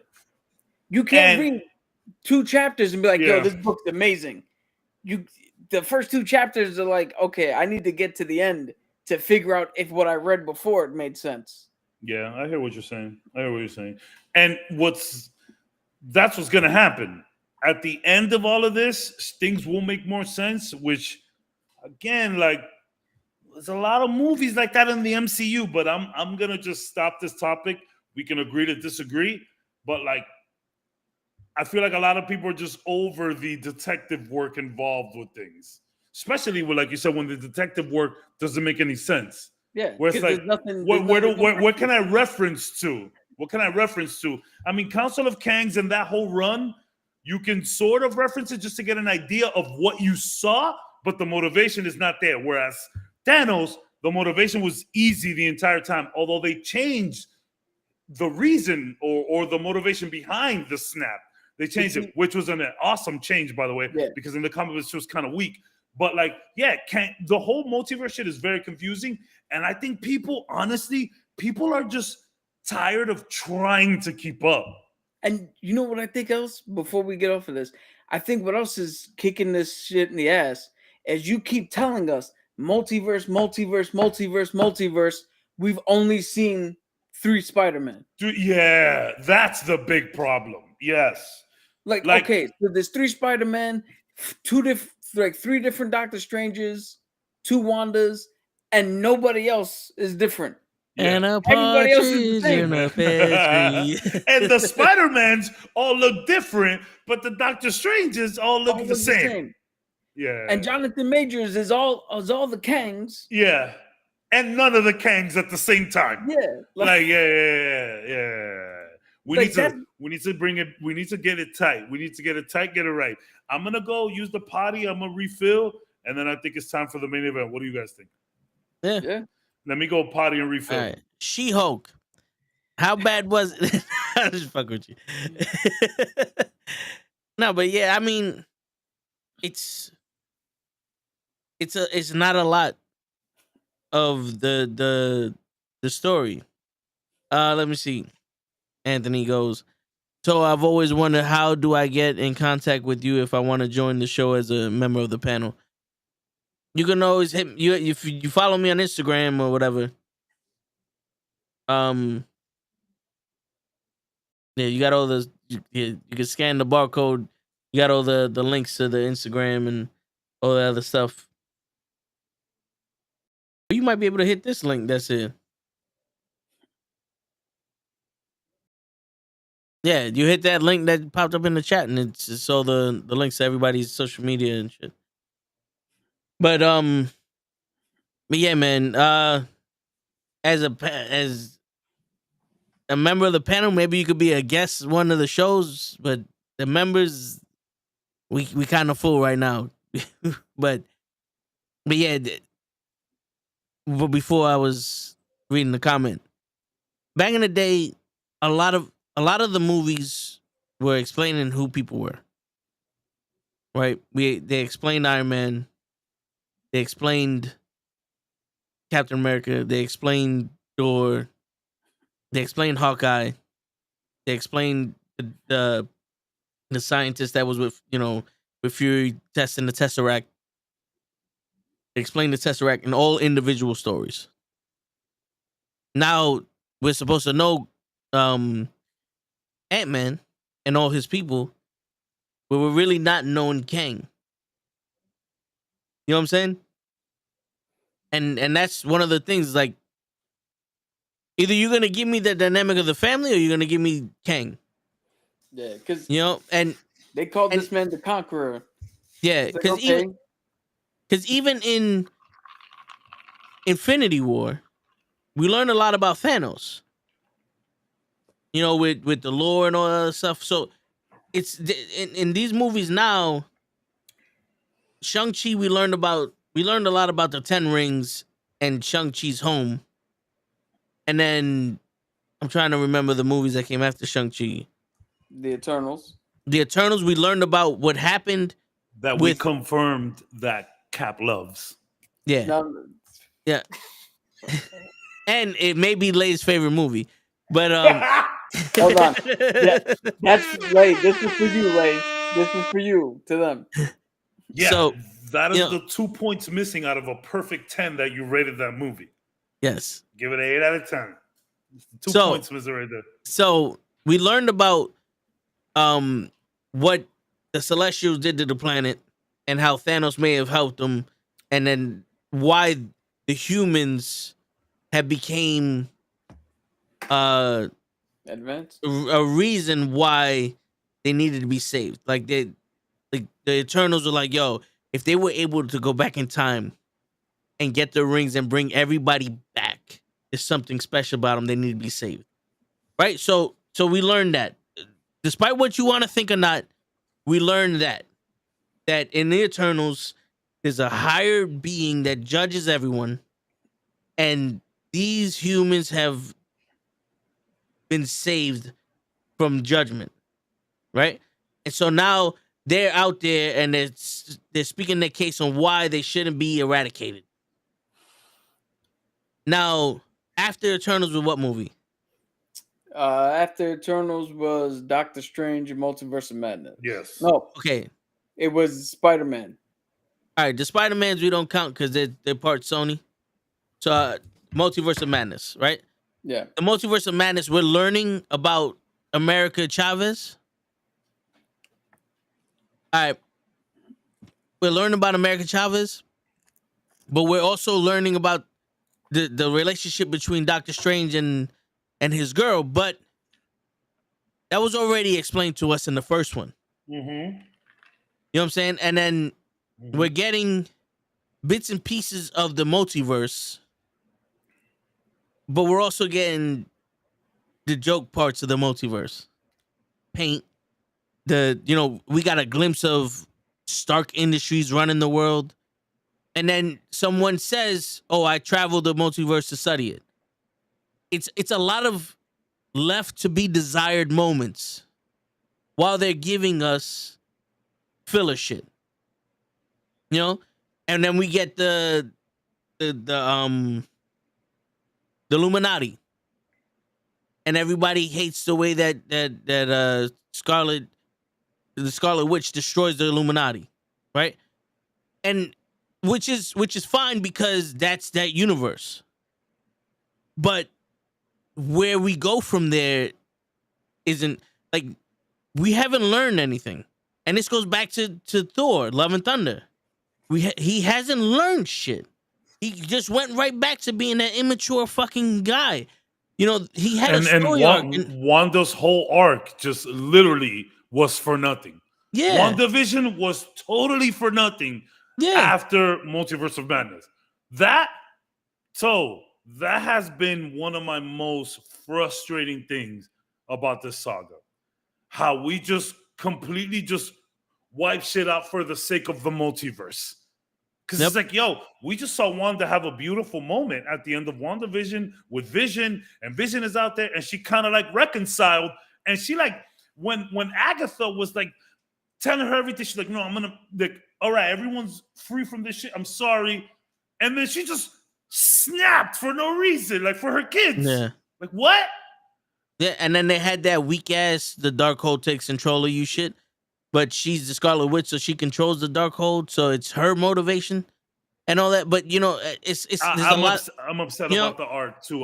That's a good point. Yeah, and then you know we get to Ant-Man, and not to gripe on the movie anymore, but this is where, because in Loki, the TV show Loki, we learned what the one who's left was doing, and we learned about the war, the multiversal war, and what's going to happen.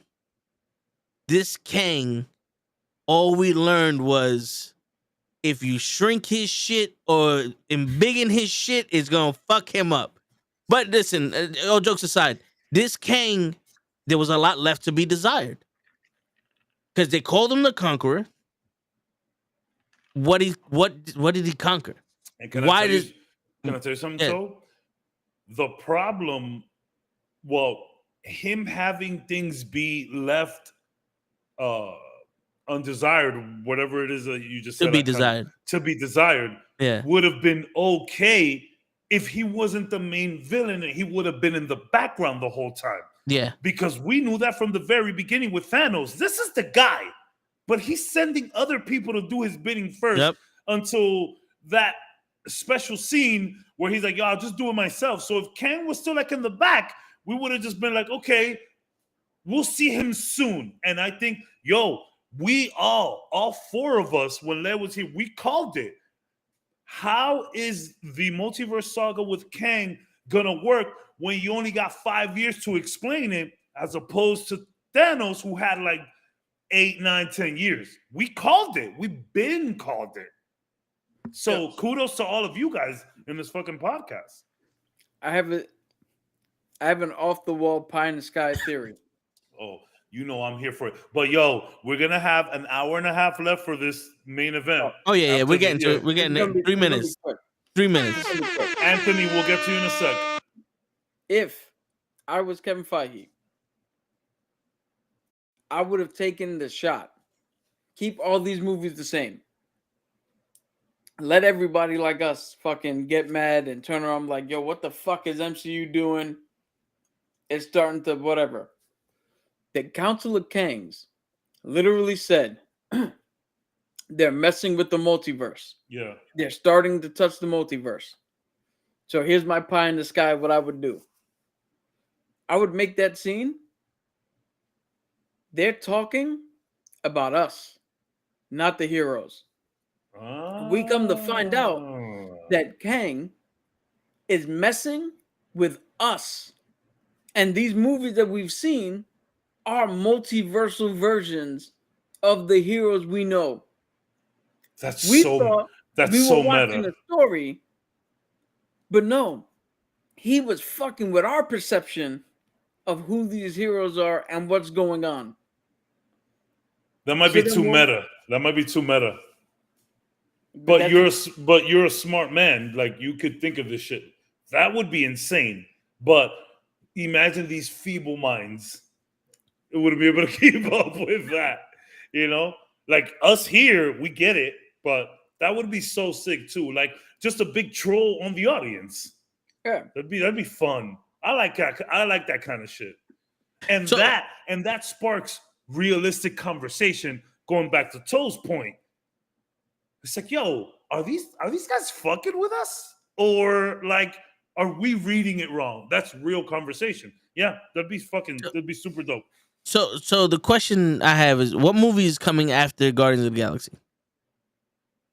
The Marvels. Yeah. Okay. It got pushed back to November, but Okay. So is it fair to say that we're not really gonna get advanced storytelling until the Marvels? We're not gonna get Kang shit until Loki, and then we're not gonna get Kang at his finest until Kang Dynasty. Yeah. Because I don't see Guardians of the Galaxy dealing with any of this shit. I don't think they're gonna be dealing with Kang stuff. None of them dealt with any of this shit except for the stones. But they didn't, like, And you it know was what I'm saying? minor. Yeah. It was just the fact minor. that it was one of those, oh yeah, by the way, Thanos is looking for this. Le hasn't commented in like an hour, but he made sure to comment about the Marvels. I love your consistency, brother. Right. I love it. Once again, I really do care about the Marvels. Yo, keep that same energy though, because I think the Marvels will surprise a few people.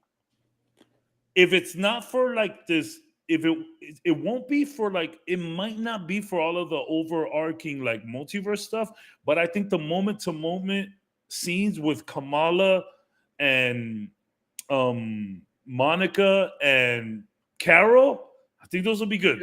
Yo, do you know I what want to see Kamala's mom in this movie. Feel I'll tell me? you right now, if Kamala Khan can make or can humanize Carol Danvers, and make her likable, I think this movie's a success. Yeah, yo, Captain Marvel, you're a little much right now. I'm cool. I'm young. Listen to what I'm saying, and it's that meta moment where it's like she's talking to Carol, but like she's talking to us. Like, hey, listen, we get it. It was kind of whack the first time. I'm working on her. Let me work on her, and I gotcha. Cap, I think that would be fantastic. Yo, so here's my impossible, but yet plausible pie in the sky theory for what I want to see happen in the Marvels. Let's get it. I want to see Kamala Khan on the moon. Mm-hmm. And her gauntlet freaks out because she doesn't have full control over it. The bangle. Yeah. Freaks out. And she goes into an interdimensional lock where the Watcher is talking to Blue Marvel. I've been telling you, I want Blue Marvel in this movie so bad. I want them there so bad. I want them to kill her.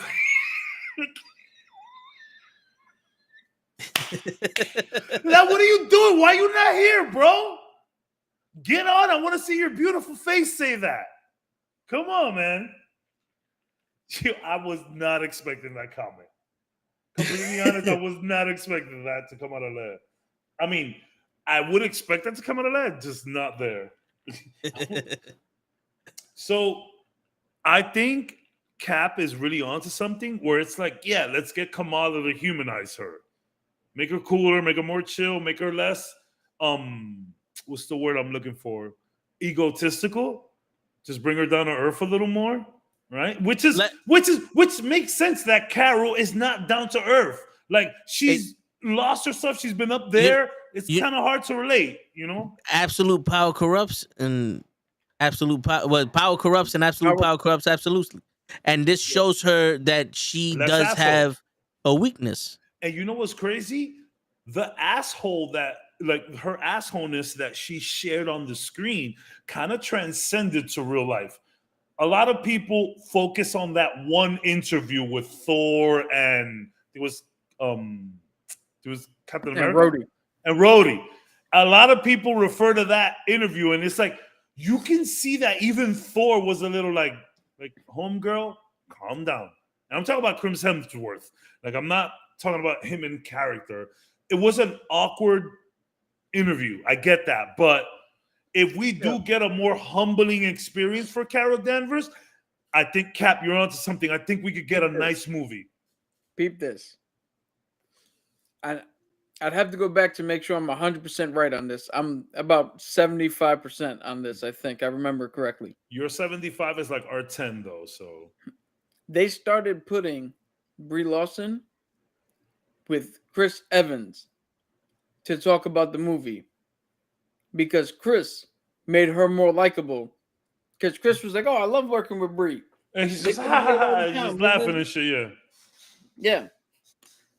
You never see a interview with her and Chris, like with Chris rolling his eyes or whatever. They're always good as a pair.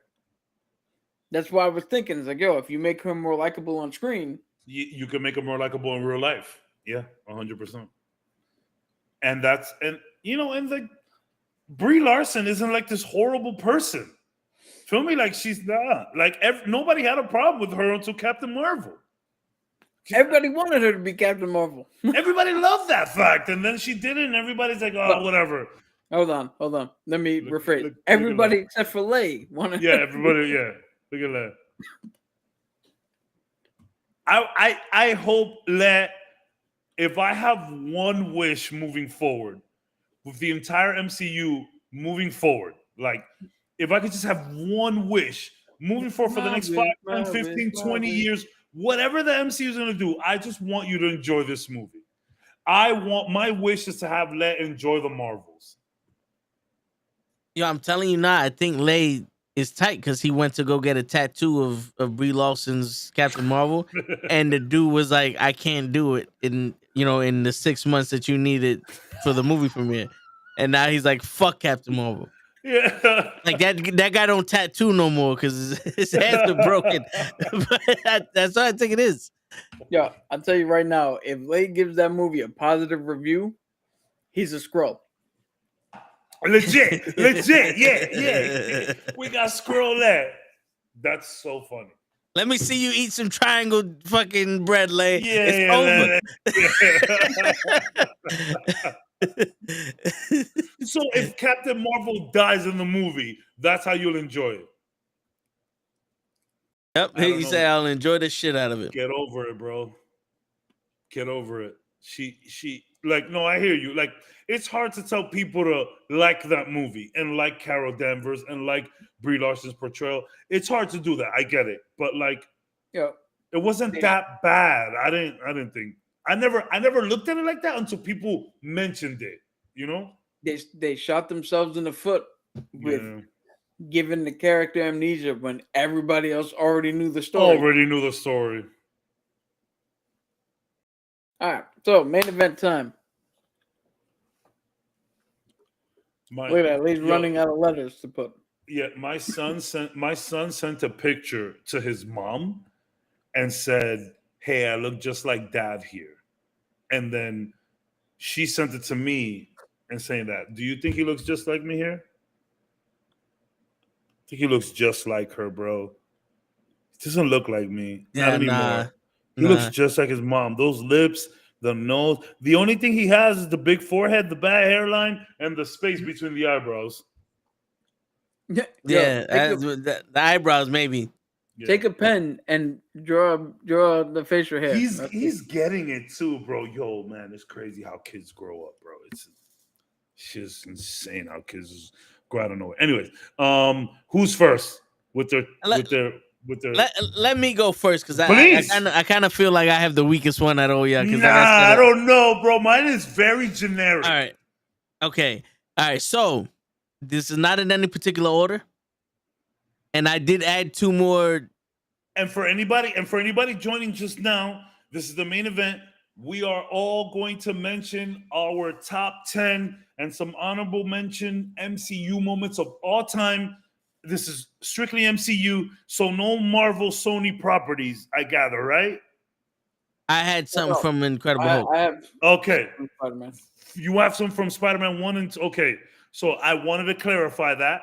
But all right, so anything that's in the lore of Spider-Man of the MCU. Correct. Okay, cool. All right, yeah. All right. So we're gonna do that, and then Afterwards, we're gonna try to put all ours together so we can make a definitive top 10 list.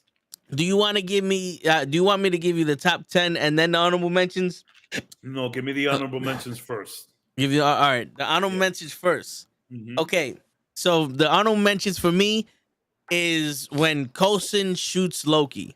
Oh, When everybody great. thought Coulson was dead and he shoots Loki. Great, that's awesome.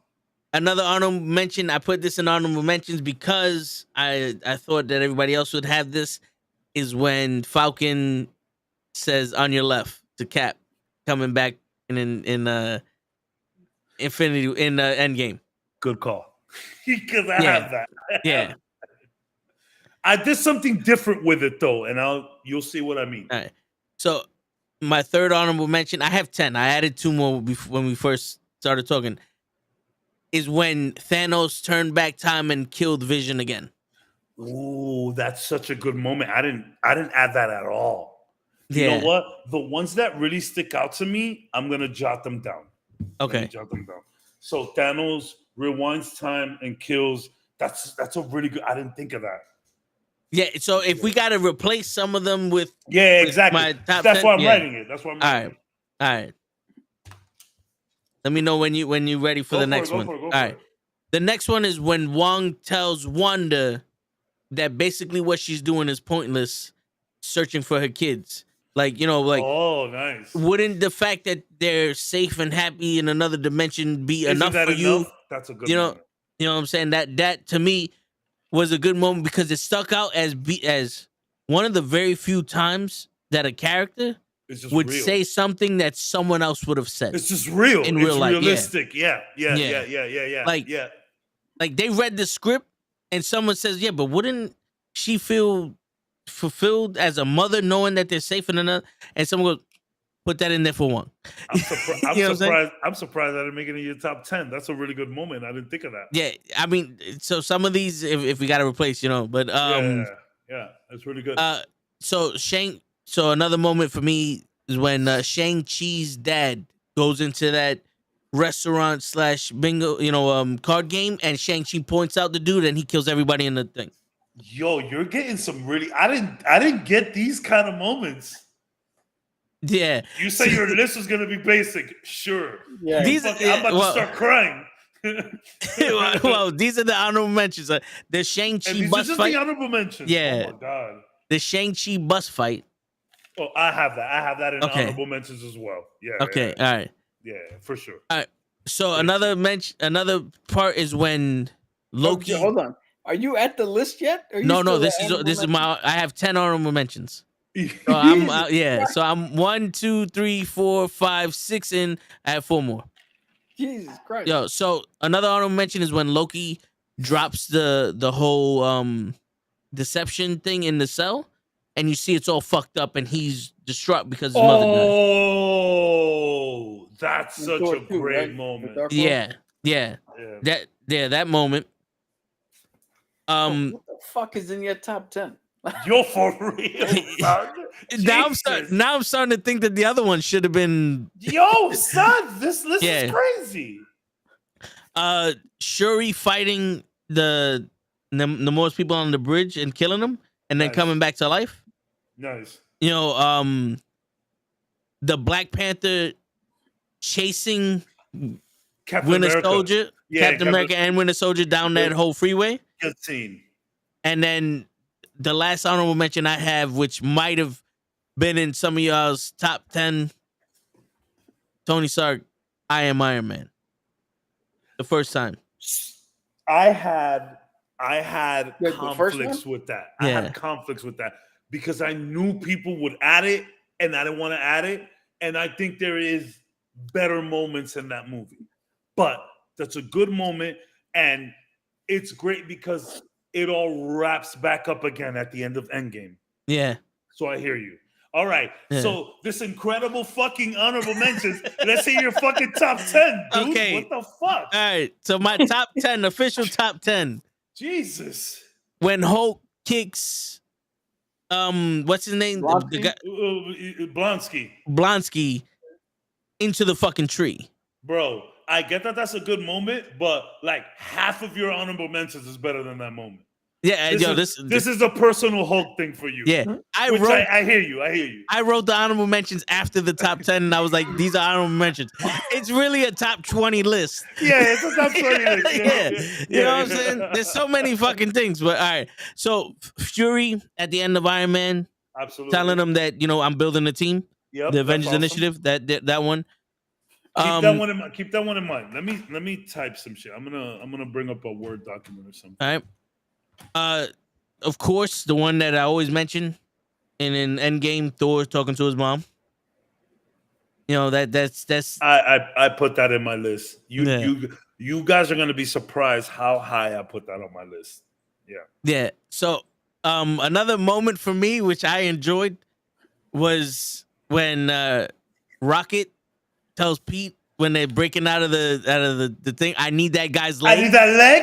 I need that guy's leg. And he brings the fucking leg. He's like, I didn't think you would do it. That to me was a fucking top 10 moment because that was Yo, your honorable mentions are better than your top 10, bro. It's a top 20 moment, all right? It's a top 20, yeah. All right.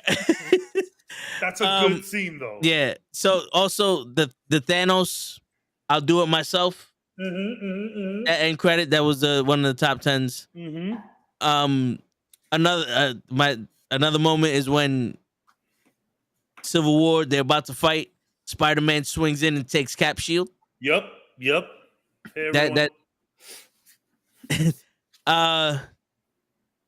when Killmonger is leading the trade and everybody's at war, and T'Challa comes back and goes, I am not dead. Yeah. As you can see, I am not dead. Yes. Yeah. Great moment. That moment for me, it was one of the top 10. Great moment. Cap picking up the hammer. Absolutely. I know a lot of people have that in the. It's gotta be. It's gotta be top 3 at least. Yeah. And another top 10 moment where I don't think anybody else has this, and maybe people didn't think about it. If I'm wrong, let me know. Is when Black Widow and Hawkeye were fighting to kill themselves for the Soul Stone. That's a good moment. That is a really good moment. I'm gonna put that on the list. On my list of shit we could bring back later. Black Widow versus Hawkeye. Yeah, that's nice. Great list. You really made a top 20, bro. Yeah, you really made a top 20. Yeah. All right, you're done. Yeah. So I have 25 more things to say. Now, fuck with you. Yeah, no. I had a lot. This was hard cutting them down. But out of yours, I kept Thanos kills Vision. That's a fantastic moment that I don't think we talk about enough. I also kept Loki hides his pain of his mom's death. Like that. Damn. That's really good. That might just sneak into maybe 10-ish. That's so good. Fury building the Avengers, classic scene. And then Black Widow versus Hawkeye. All right, I'm next. If you guys don't mind. Yeah. Okay, so here are the honorable mentions. So there is a lot of cool transformations in the MCU, like people donning their suits and donning their mantles, right? There's a lot of cool ones. Iron Man's first transformation from Iron Man 1 is great, but he didn't crack the top 10. I have someone else's transformation that cracked the top 10. Talk about that shortly. T'Challa Star-Lord, honorable mention, just fantastic, feel good. Yelena and Kate Bishop, the mac and cheese scene, fantastic. All I want is more Kate and Yelena. I didn't add the TV shows. I did some TV shows. All right. Which is good. We could build off of that. Yeah. The Shang-Chi bus fight, 10 out of 10. Honorable mention because it's just such good moments in the MCU, but that is a great moment. The 3 Spider-Man swinging with the moonlight in the back and all landing on top of the Captain America shield, Statue of Liberty kind of thing. This is personal. The Professor X reveal. We knew it was coming. We knew it was coming in the movie, but the subtle in the back is good. This one, I thought we would hear. So I would hear some people say it. This is an honorable mention, though. The "Come and Get Your Love" intro from Guardians of the Galaxy. Oh yeah. When we saw that, we said, "Okay, this is different. This isn't what we're used to seeing." Guardians of the Galaxy is something different that we're not used to. And look, I'm not gonna lie. I took two things here away from other people's top 10 lists. Like I saw top 10, top 20 lists just to get ideas. And the next one that I have coming up, I did steal from someone. But the "Come and Get Your Love" has always been very special to me because I love that song. And Guardians is almost a perfect movie. And the beginning of that movie just sets you up for this ride, man. "Come and Get Your Love," very important. Yeah. So one of the things that I did steal from a top 10 list, Black Widow's assault on Hydra in Iron Man 2, which is the white hallway that she takes down like six dudes, that we was like, yo, she's serious. I stole that from someone. And another honorable mention, Iron Man drops down on Loki in Avengers 1 with Shoot the Thrill in the background. That almost cracked the top 10. And one of the best honorable mentions that I think I have here is Vision's moment to Wanda. What is grief if not love persevering? That is just an incredible line. Everyone is mad that they didn't write it. Legit. All right. So here comes the top 10. And I do have these numbered, okay? So for 10, I did an overall On Your Left.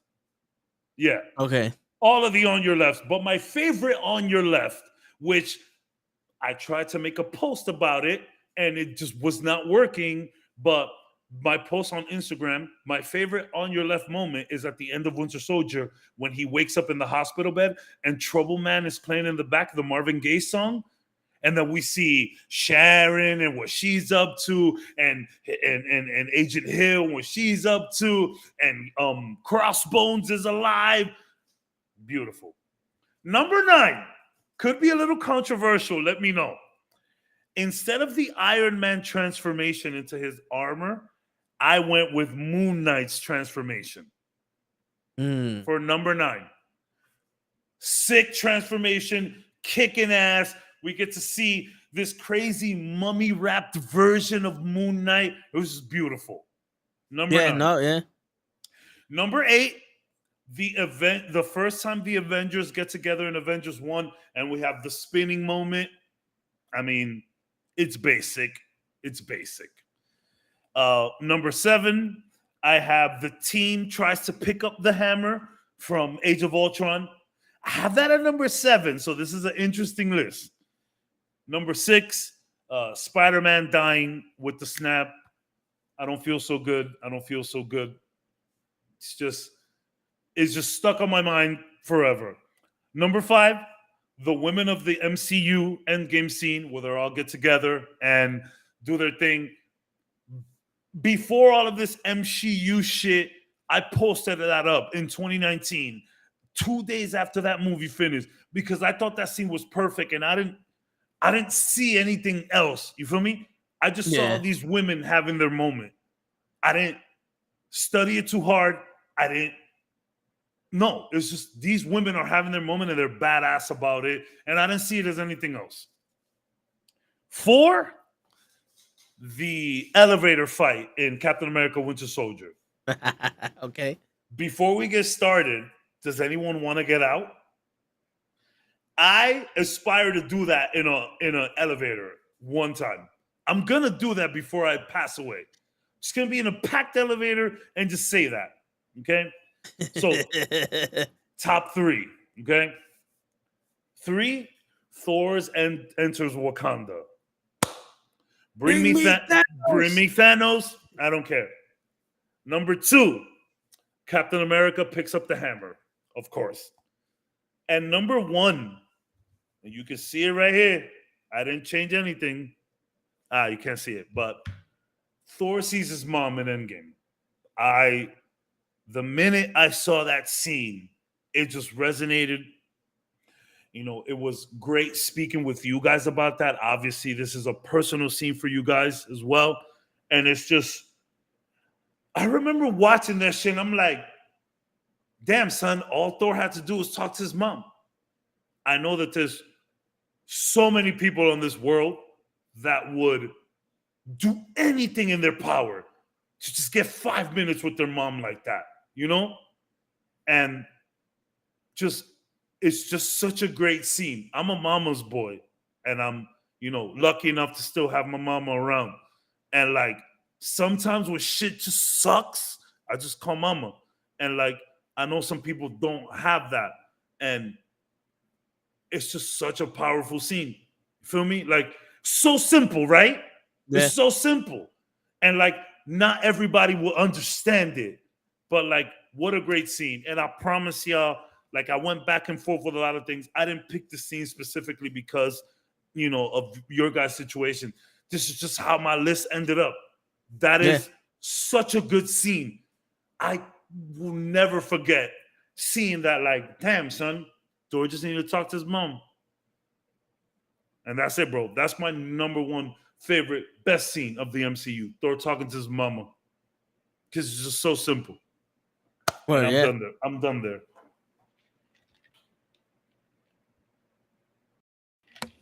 And let's go. This is the real. This is gonna be so intellectual. I'm so excited about it. No, don't put any on that. Come on. Did you number them? No. Or no particular order? Okay. No, there's no particular order, but there's definitely a hierarchy. Cool. So I did not have honorable mentions. It's all good. Because I was told to pick 10. And I narrowed my list down to fucking 10. It was so hard. I don't have that discipline, bro. You have that discipline.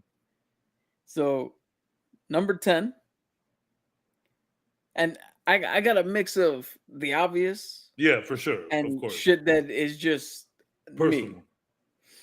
Number 10, Dormammu, I've come to bargain. I had that on my honorable mentions and I removed it to make at least 10. I had 20 honorable mentions, bro. So I put that because it was so smart. And the dance off is like, that's how you end a movie when you can't have the dude physically fight somebody. That's just so fucking genius. And it was so different from what we were used to seeing on how to take bad guys down in the MCU. Yeah. Yo, to this day, every time somebody gets knocked out or somebody's like unconscious, I always say, "Oh, that motherfucker's making a bargain with Dormammu." Yep. Yep. Number 9, I have. Let's see. All right, number 9, I have the first shot of the Avengers, that little spinning shot. Yeah. The same thing. You know what's funny? I have that in 8. That's so funny. I have that in 8. So number 8 for me is the forest fight scene in Shang-Chi with the mom and dad. Yeah. That's poetry. That's what that is. It's poetry. That was one of the most beautiful fights I've ever seen. I've ever seen in my life. It was so graceful. That's the one time I've seen a love story play out, and I was 100% like, no, that's fucking beautiful. Damn, I gotta jot that down. I got that one. I gotta jot down. Jeez, that's so good.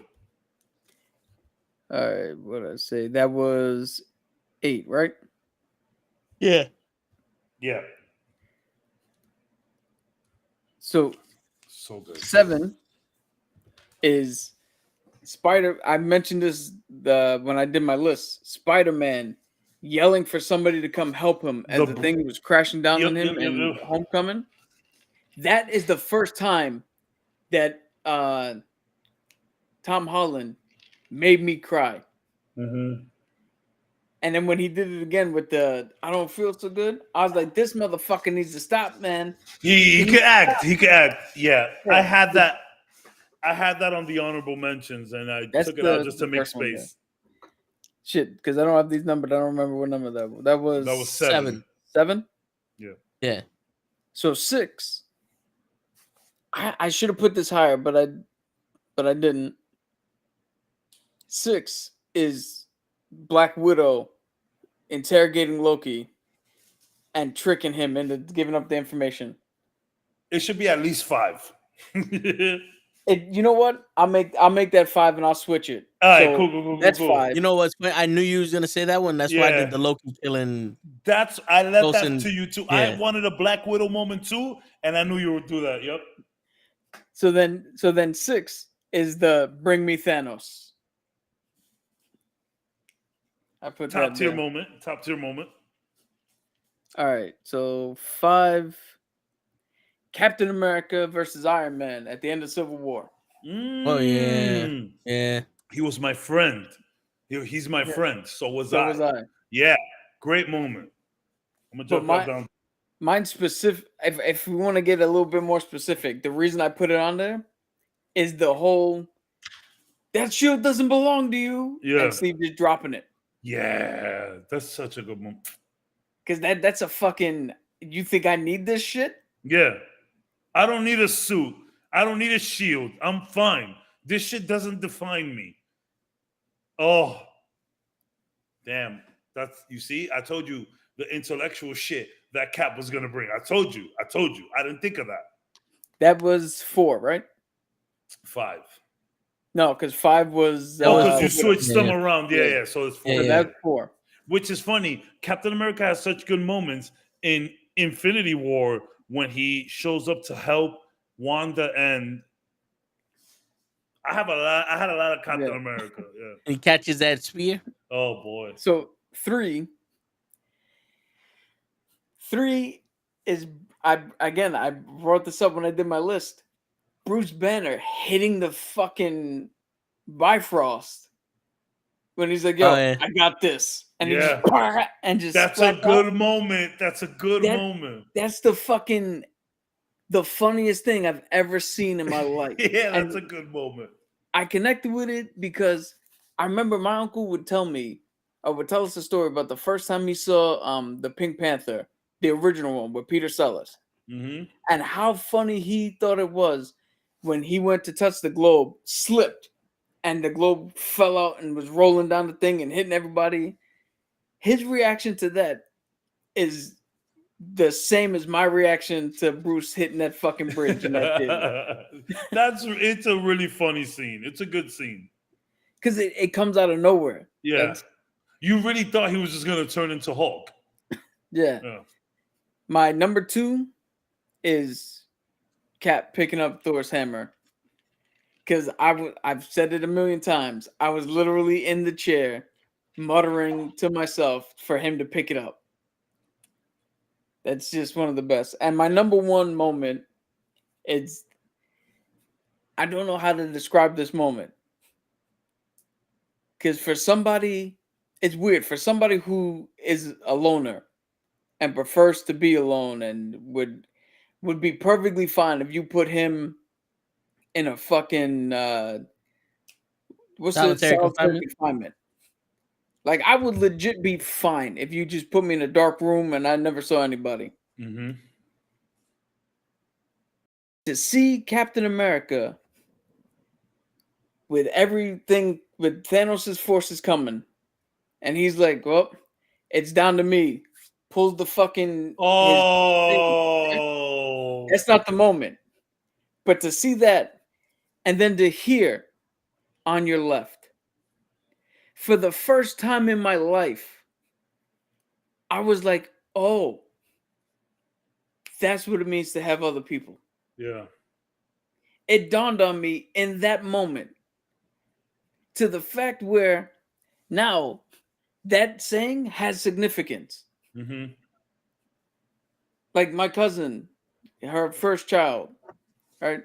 We're all going to be there. We're going to help out. I literally told her, I was like, this might not mean nothing to you because you don't know what it is. But on your left. Yeah, I'm there. I got you. I got you. That's my number 1. Now It's crazy because I wrapped up all of the On Your Lefts into one and put it at 10. yeah. But that's the On Your Left that is most impactful. My favorite one is a little different, but yeah. So I got two more. Yeah, put them. The Falcon speech at the end of Falcon and Winter Soldier. And I had the Captain America speech in here too, Yeah. the price of freedom. yeah. And Avengers Assemble. Assemble. See, here's the funny thing. I didn't go with that. I didn't have that anywhere on my list only because I was there with the hot dog suit. no. Funny enough, The best video you've ever made, dog. The best enough, video. it's not because of the joke you made. It's because the joke that I consistently make. And with my friend group, anytime they're like, we're all getting together, and my boy K is like, yo, Cap, call it out. And I just, for some reason, Avengers Assemble. I never do it seriously. Yeah. So That's good stuff because it's like personal to your team, to your people, you know? Yeah. All right. So how do we start to put these things together to make a definitive top 10 list? So I think number one, we got to get all the ones that we had across the board. So anyone that we had across the board, we automatically put them on the list, and we'll worry about ranking them later. So I think On Your Left is on the list. On Your Left is on the list for sure. So like type that down somewhere. Oh, hold on. On Your Left. And the Picking Up the Hammer. Did we all have that? I had it. I had it. Picking Up the Hammer has to be top 3 for sure. There's just no other way about it. Okay. The Avengers spinning moment. 2 of us had that. All right, we'll put that. On Your Left might just win first. Might just be top 1. You guys had the Loki reveals himself moment. Well, no, the Loki Toe Tags had the Loki reveals how upset he is about his mom moment, about her passing, which I like that moment. And I thought you had that on your honorable mentions too. No, my honorable mentions I didn't. I did not. I had what is grief if not love persevering, which is shouldn't be top 10, but it's just a good line. You know what's an honorable mention that I didn't have? The Drax invisible moment. I had to remove it. I had like 18. I had like 18 honorable mentions, and I removed like 8 of them. Mostly like they were mostly funny stuff though, and I removed the Drax one, and it hurt to remove the Drax one. Did I mention Hela breaking Thor's hammer? No, you didn't. No, because that's on my list. So I only gave you a 9. Oh, that's a good one. All right. So yeah, all right. So we have 3 consensus. Yeah, pick. 3 consensus. Thor arrives in Wakanda. I know we both. I had that. I didn't have that. I had Thor talking to his mom though. I had Thor talking to his mom. So Thor talking to his mom and Thor enters Wakanda are like in high contention. So I honestly think if we had to pick between the 2, his mom, Thor talking to his mom, 100%. Put that on the list. Yep. That's on there. Yep. What a great, god damn it. I literally it was between, it's crazy because my top 3 has 2 Thor moments in it. Which is talking to his mom, entering Wakanda. That's crazy. Considering how like mid most of his movies are. It's crazy. Word. All right. So we already have like 4 there. Yeah, we have 4. All right. So I need that leg. All right. So you know what? We have those top 4, right? Yeah. Let's go to things that might be 10 and then will be in the middle, Okay. right? So So my 10 was on your left, which is like an amalgamation of all the on your lefts. Now, number 9 is the Moon Knight transformation. I feel like we should have a transformation at least in 9 or 8. Doesn't have to be the Moon Knight one, but maybe.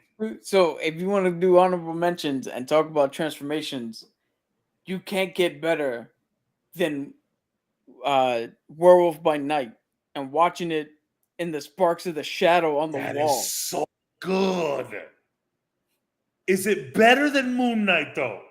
Yes, I would say because it's a more inventive shot. Because It's very focused. Yeah, because you get the conveyance of the horror, of the body torture, of everything, and all you're seeing is just the spark of the shadow moving on the wall. You don't actually have to see it. It's well directed. Yeah. Damn, that's good. I'm mad I didn't think of that. That could be number 10. We'll keep that there just in case. If people feel like we should have a transformation up there, because someone getting in armor should be up there. And it could be Iron Man, or it could be like, nanotech at Iron Man in Infinity War. Yeah. Black Panther getting in his armor. Black Panther in the armor. I feel like it should be, but it doesn't have to be. So, okay. What else we got? Yo, I'm a little disappointed in you guys. What? No elevator fight? Captain America? Well, dude, I had to pick 10. I know, man. I know. I'm I know. It's so difficult. I wanted a diversity of movies, and that just completely skipped my mind. Yeah, no, I know. Bro, there's so many moments here. Like, yo, the Shang-Chi bus fight could very well easy be top 10. Very well, but like, Fucking Yondu. I'm Mary Poppins, y'all. yo, that was a good. I was actually thinking of the Yondu Ravager funeral. Oh, I thought of that. That was a good moment. so here's something. You know, we said we might need a transformation scene. We definitely need a comedy scene because Marvel's known for its comedic moments. We need at least one of the comedy scenes in the top 10. So that's Infinity War, Thor, and the Guardians of the Galaxy. Angel Pirate. But now none of us had that on the list. No, none of us had that on the list. I need that leg. I could do, bro. I can go. I could do top 10. I could do 10. I need that leg. Yeah, I could do that. I could do that. I can do that. What else? What were you thinking about, Cap? Were you thinking about the leg? No. So, funny enough, I'm not really big on comedy. The only thing I could think of for like my favorite, well, I mean, I guess Banner hitting the bridge, but that's not. That was hilarious. That's funny, but that wasn't a comedy bit. I mean, I think Wakatuki was directing it. That was comedy.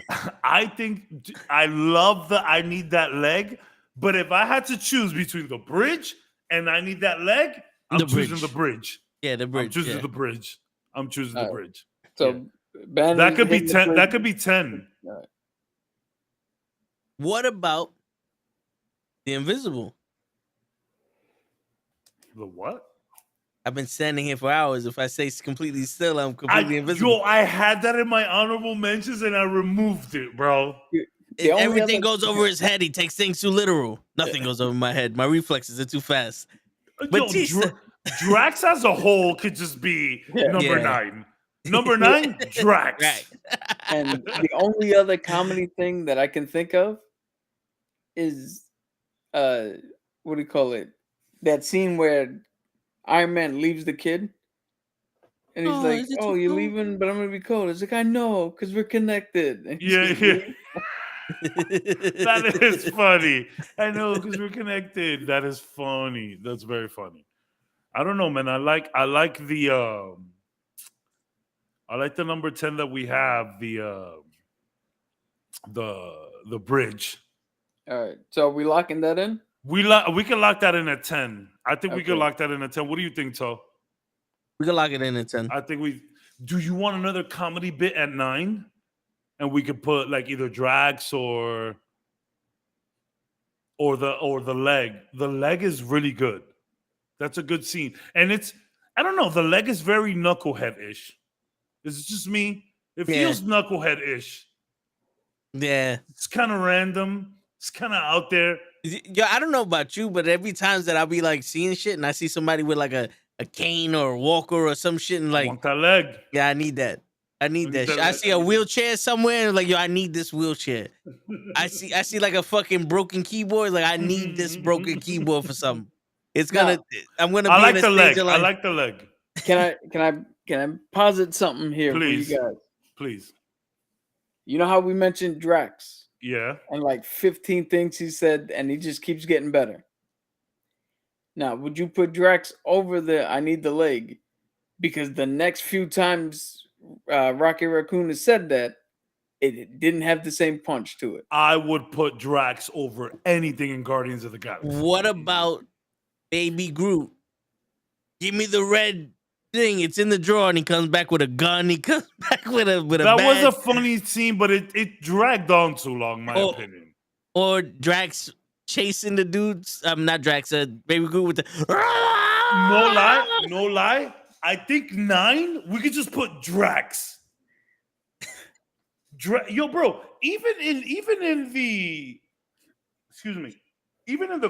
Christmas special, he was funny. Batista solidified himself as an actor with Drax. Yeah. I am down to just put Drax as 9. I'm down for that. As 9, yeah. All right. If you guys are with that, I'm with that. I'm with it. Yeah, I'm with it. You're locking that in? 9? Number 9, Drax. Literally just Drax. Yeah. I'm so happy about that. Because I took out some Drax shit. Okay, are we gonna put my bad? Are we gonna put Vision getting killed by Thanos for the second time? Like Thanos rewinding time and killing Vision? I know you wrote that down. I did. That is a good one. And I actually like that for 8. That's a good scene that I didn't think about. Yeah, because because that leads into the whole. You took everything from me. I wouldn't put it as a top 5 scene. But like 8, 7 is good. I'm good with that at 8. I'm good with that at 8. Okay. Now, all I want out of all the scenes that I said, do we have any love for the elevator scene in Captain America: Winter Soldier? I'm just asking. I got love for it. Before we get started, does anyone want to get out? I'm just asking. I like that scene. We could talk about it later, but like, if they out of everything because I know Thor's mom is gonna get in there, right? I know the Cap picking up the hammer is gonna get in there. So I feel like the 10 to 6 is what we really need to focus on. Yeah. So we have 10, 9, and 8, right? Yep. Yeah. So we need 5, 6, and 7. Well, 6 and 7 for now, but yes, 5, 6, and 7. What would you put at 7? With everything we said. The Black Widow talking to Loki and Loki? That interrogation set the whole tone. Let me ask you a question. Which do you like better? The Captain America elevator or that scene with Black Widow? Personally, that scene. Yeah. The Black Widow scene. It's so good. I might be okay with that at 7 too, bro. I have a Black Widow scene in my honorable mentions. I wanted to make one in the top 10. Now, okay. So we have that scene with Black Widow. Is Black Widow versus Hawkeye for the stone more impactful than that? I think that's the real discussion here. Yeah. Why? Because you knew your father's name? I didn't. You know what? And now it depends on More impactful for what? Well, I Like, mean, just no, because overall more MCU moment. impactful. What I'm saying is like, is that more impactful for the character herself, or more impactful for us watching? Because for the character, you gotta go with the battle for the fucking Soul Stone. Yeah. Damn.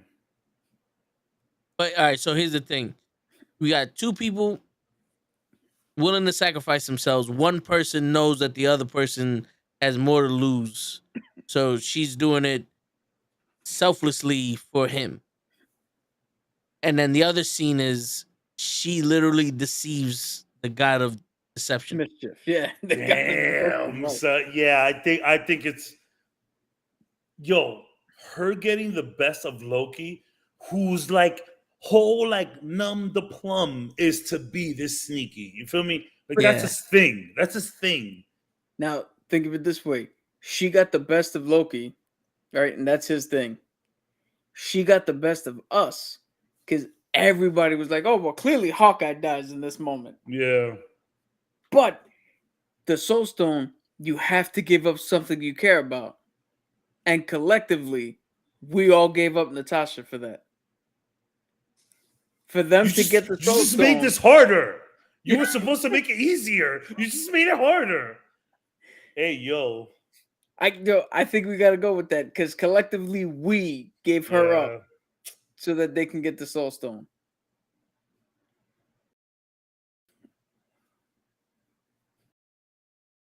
Damn, this is hard.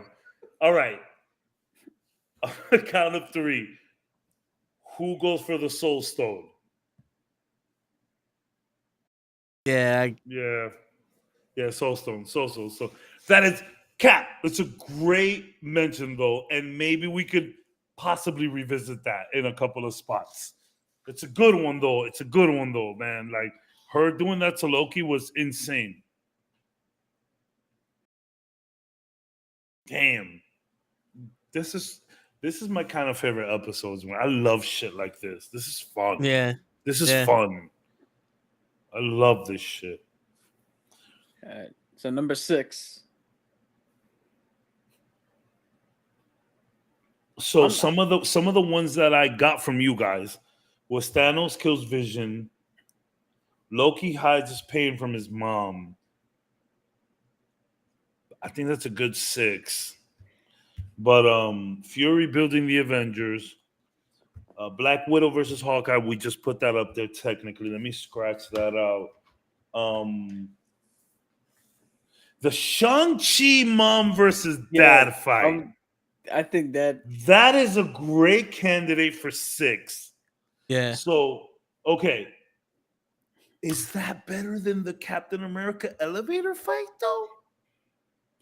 I'm going to say, for me, yes, because the Captain America fight was exactly that. We saw Cap in a moment where he's like, I got to fuck everybody up. Okay. There's no way out of this. Okay. But the Shang-Chi scene, that in and of itself was an entire movie. It gave so much meaning to everything else after. Yeah. That one scene had more story than Ant-Man Quantumania. Yo, dog, for real. That's so sad that you said that. Fucking A. So I'm looking at some of my honorable mentions just to see. Come and Get Your Love, no. Spider-Man, no. Shang-Chi bus fight, no. I think that's a good 6.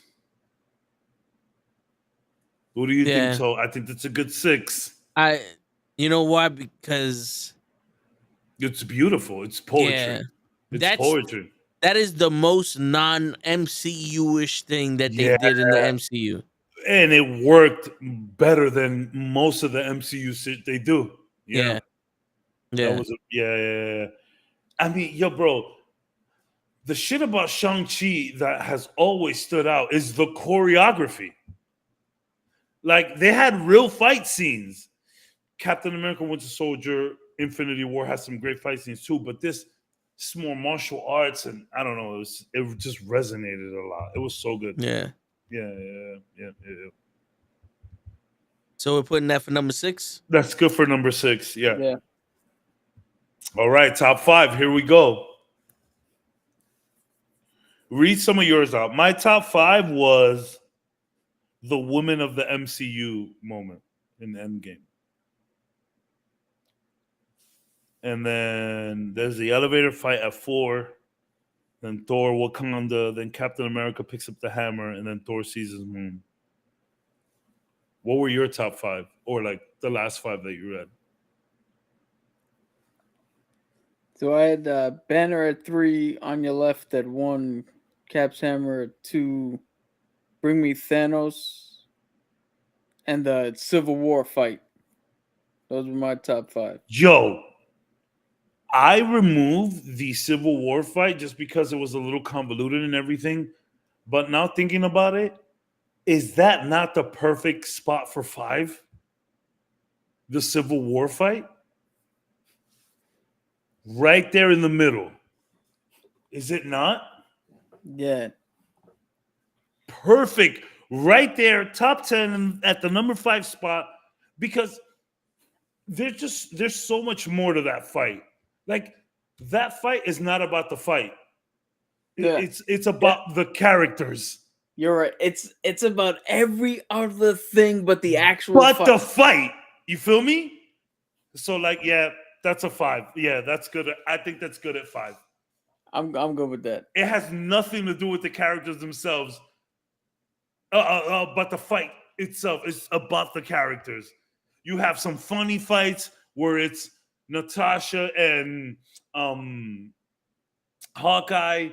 You have some serious fights with Winter Soldier and Panther, and then you have some other shit with people discovering each other and respecting each other, like Captain and Spider-Man. It has nothing to do with this incredible 20-minute fight, to be honest. And bro, it gets really dark at the end when Rhodey goes down. Imagine you're having a wrestling match with all your buds and you fucking stone cold someone and their neck just... That's literally what happened there. Yeah, that has to be 5. The airport scene is 5. All right. So we all go with that? Okay. So please. Not for 5, just questioning the I Am Iron Man. Okay. Now, are we gonna add that in there? Because there's some things that are like pivotal to the MCU, at least the Infinity Saga. So I had the Iron Man transformation, and I had the I Am Iron Man as an honorable mention, because I don't want it to. I didn't want to rate things based on their significance. Yeah. Mostly, right? I mean, obviously, some of these things have so much significance, but I really tried to like nail down the moment to moment emotions of these like scenes, right? All right. So like I didn't think of what Iron Man 1 meant to Endgame. I didn't look at it like that. I'm not saying that's a bad thing to do. I'm saying that's not how I looked at it. Most of these I looked at as reactions. What made us get reactions? Yeah. You know what I'm saying? It's like that's why it was like when the Hulk kicked Trevor Lansky and he flew into that tree. Blonsky, yeah. Do we know? Emil Blonsky. He was Trevor Lansky before he got kicked. He kicked him into a new fucking identity. You know what's funny? Trevor Lansky is actually a pretty dope name. That's a sick name. You sound like a bicyclist. So Blonsky, when he kicked Blonsky into that fucking tree and he bounced like 18 times and stopped in the tree, that was one of those that everyone's like, oh shit. You know what I'm saying? You know, when Fury was like, I'm building the team, everybody was like, oh shit, the Avengers. You know, like, I need the leg. It was a laugh. You know, Thor coming into Wakanda, everybody. Is that more impactful than On Your Left? Which is what I think 4 should be. What? On Your Left. What's more impactful? Is Blonsky getting kicked by Hulk more impactful than On Your Left? No, not at all. I think On Your Left is a 4. Because the top 3 moments are serious. Is On Your Left, or is I Am Iron Man a bigger moment than On Your Left? I Am Iron Man is No, not to us because we never mention it. We never mention it. The Yeah, biggest, and this the is biggest our part top of that, 10. the biggest is- part yeah. of Infinity Wars has always been on Cap. your left. There's nothing left here. Like I got nothing left, but I'm gonna give what I got left to. I gotta stop you no matter what. Him strapping up his shield as a tourniquet is On like, your left, yeah. Yo, that to me, I think that screams more than I think Iron Man opened and closed the Infinity Saga. That's all it did. But on your left, Exactly. Yes. drew us in there. It captured us. Yes. That Toe, you just explained it perfectly. I Am Iron Man opened and closed the Infinity Saga, but on your left was way more impactful. Even at its bare bones minimum, where it's just him running around Falcon and saying it, it's just a sweet scene. And then I put all the On Your Lefts in one spot Yeah. at number 10 because it was so difficult to choose them. And the good thing about On Your Left is that I think we all three have different favorite On Your Left moments. You Cap, you got the end game On Your Left moment. I got the Winter Soldier at the end of the when Captain America wakes up on your left with Trouble Man on the side. So like it's just that's a moment that keeps giving. Yeah. You can say On Your Left on a regular day-to-day basis. Yeah. You could be passing, bro. When I jog around this train station down here under the train station because it's like lifted up on the like over, and like tons of people do the same thing. And I pass by them and I whisper On Your Left under my breath. They don't hear it, but I hear it, and I know what I'm doing. I think On Your Left at 4 is just fine.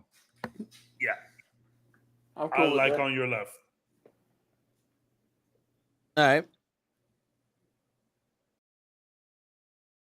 Oh man, On Your Left is so good. Damn. All right, top 3. No more bullshitting. Top 3, it's got to be the fucking. The Hammer, Thor's mom, and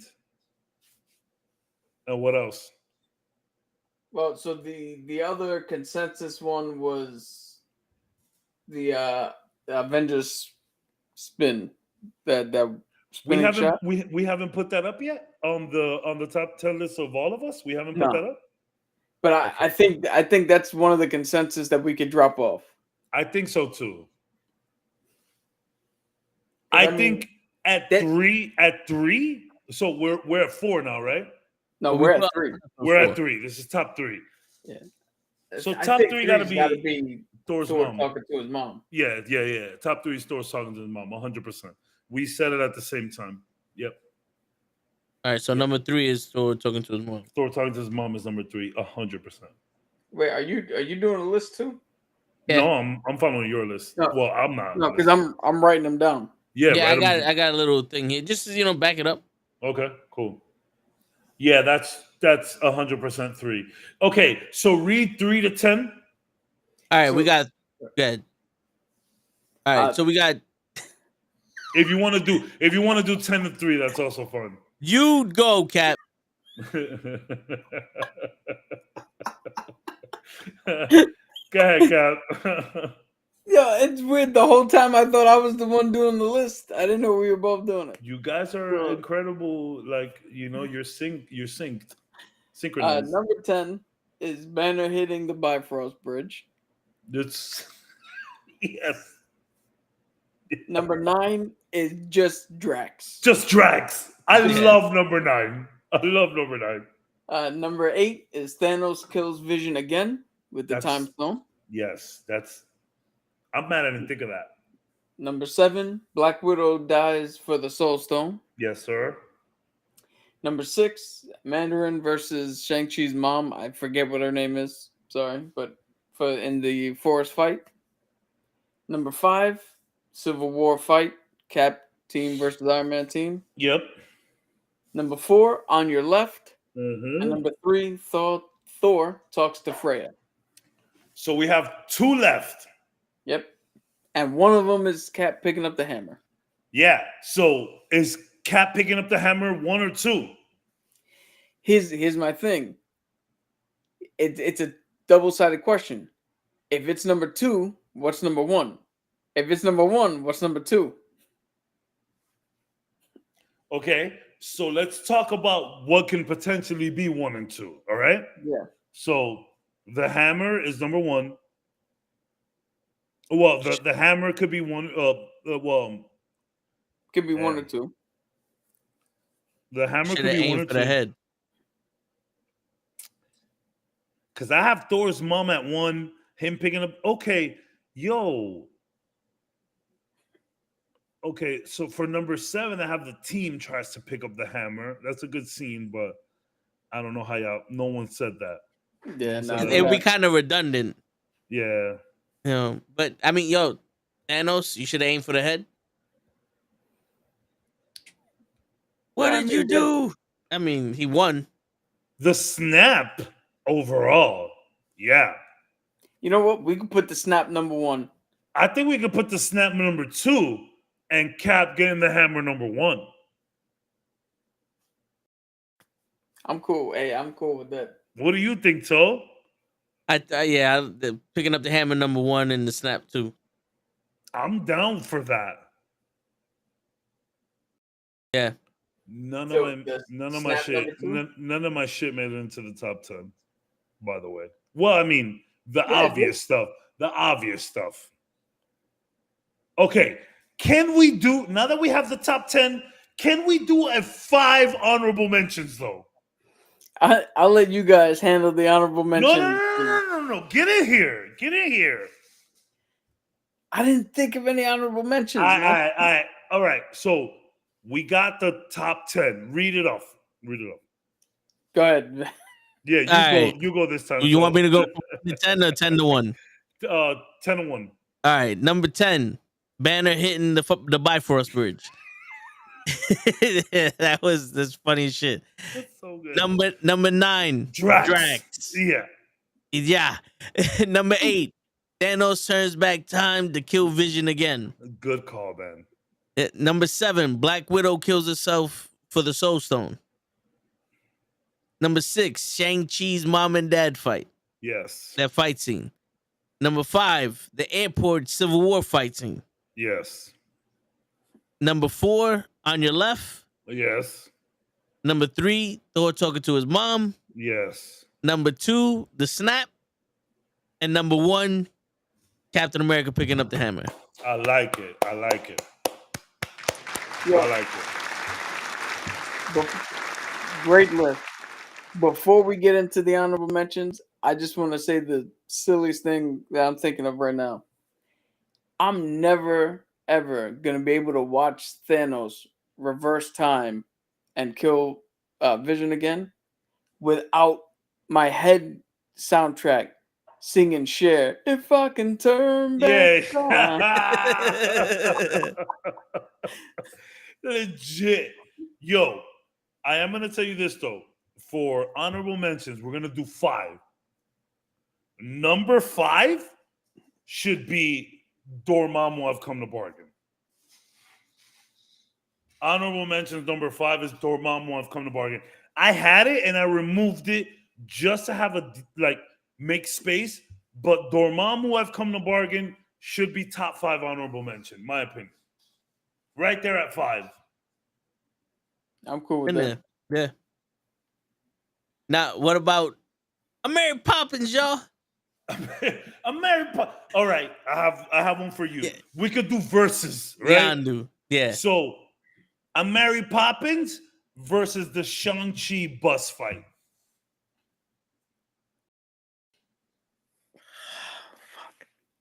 What about the Ravager funeral versus the Shang-Chi bus fight?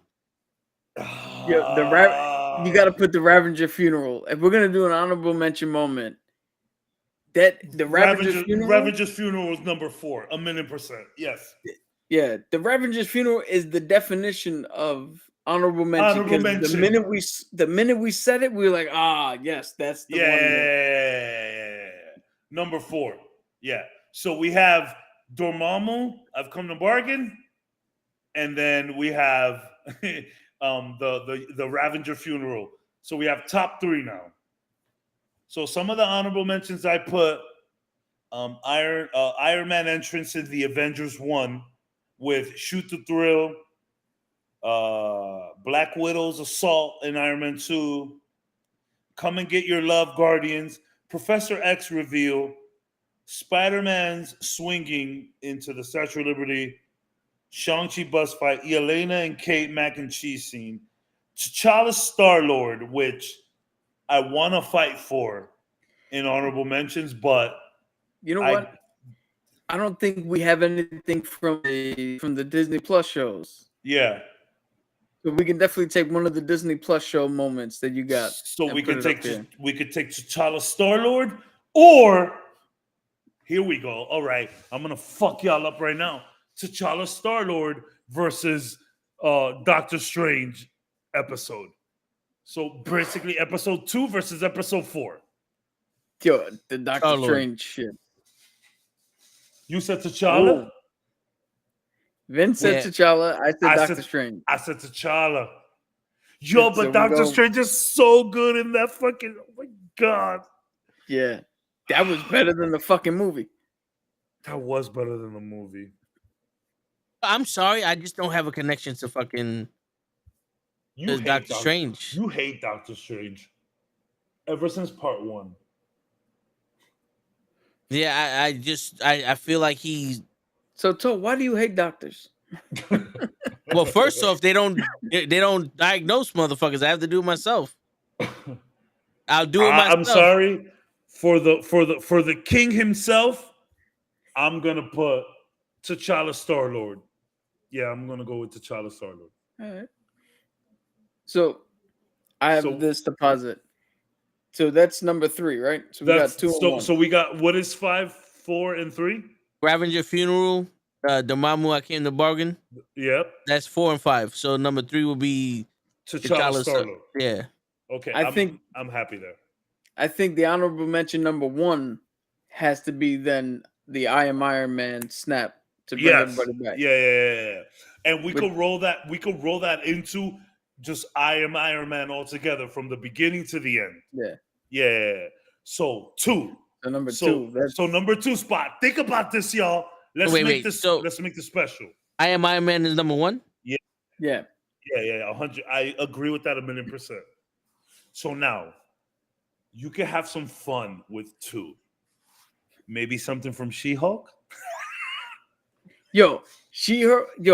Right. Can we put She-Hulk in an honorable mention, man? Here's the definitive. If we don't put She-Hulk twerking her CGI ass off with Megan Thee Stallion, I'm quitting the show.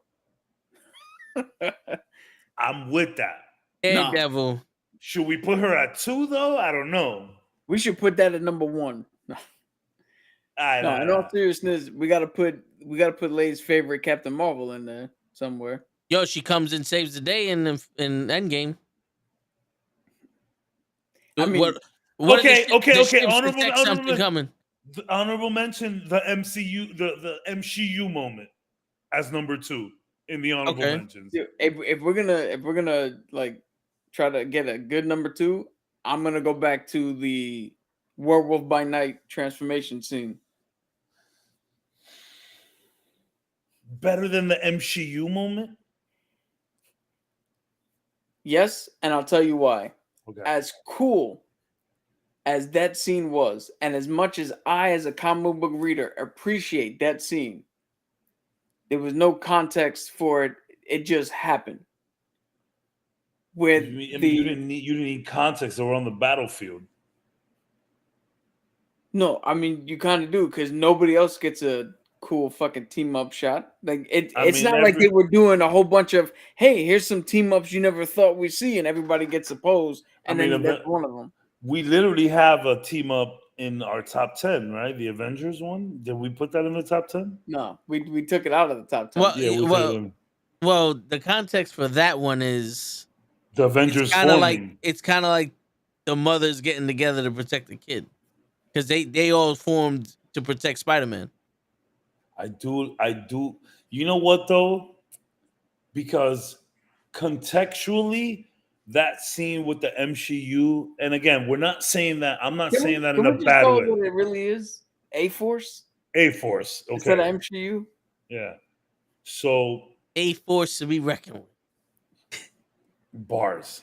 So it might have like, although it doesn't contextually work or whatever, it might have been cool, but the transformation in Werewolf by Night, it's just technically good, right? It's Yeah. like it's movie magic almost, right? Whereas the A Force moment, it's just like a cool moment where it's like Werewolf by Night was just like everything. It's just at the right time, visually looks great, and it just added to the mystery. Like we didn't see it happen. We saw it via a shadow mostly. Damn. And it So- would be cool. It would be cool to put him up there. It would be cool to put the show up there too. What about Let's think of other moments though. Yes. Ronan? Don't do it. Don't give me hope. Right after he kills the fucking Oh my god. the Yakuza. I wasn't ready for that. Are we gonna have to make a top 10 honorable mentions now? Fuck my life. An honorable mentions list for the honorable mentions. Yeah, yeah. Yo. Guys, come on. You guys said 5. Let's be a Yeah, little more we'll be fine. disciplined here, man. Okay, but We got to make the hard decisions. Falcon speech.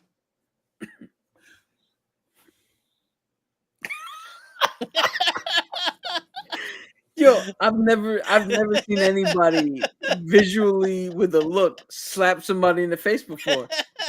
That was a straight up. He just punched you dead in the face with one look. That's such a good speech. Why is the honorable mentions harder than the top 10? Because the top 10 is kind of obvious. Yeah, you're right. I'm willing to put that speech over the transformation. I'm going to put that speech too. All right. So we got the speech there. All right. Let's look at other things and see if the speech beats that.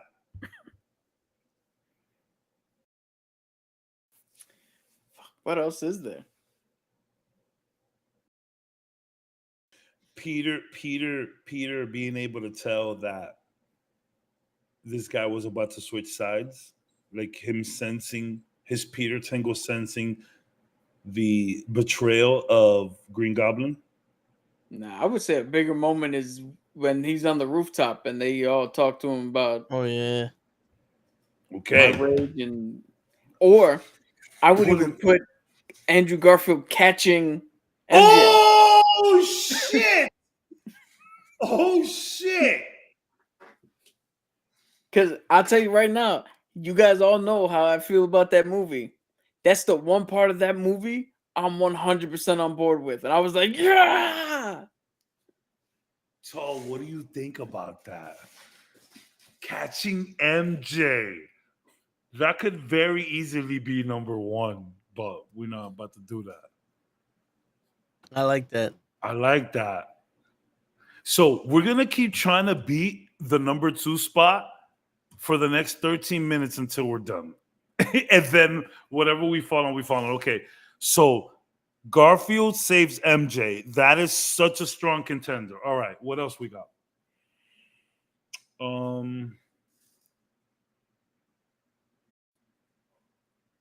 Damn, that's really good.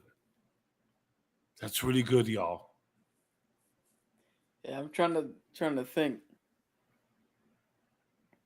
That's really good. Can we make it more like maybe more comedic, where the angel pirate scene with Thor and the Guardians? I keep trying to slide that in, but I understand. Dude, you want to go more comedic? The elevator scene with Yolanda, Oh my God! All I want to do is put Yelena and Kate in this list. That's all I want to do. Ow, why did you do that? That's all I want to do. If we could get them anywhere in this list, but is that shit ain't better than That's not better than him catching MJ. No, it's not. It's not. It's not. Damn. You set the bar too high with that, bro. Yo. Shit. I'm not gonna lie. I'm low key.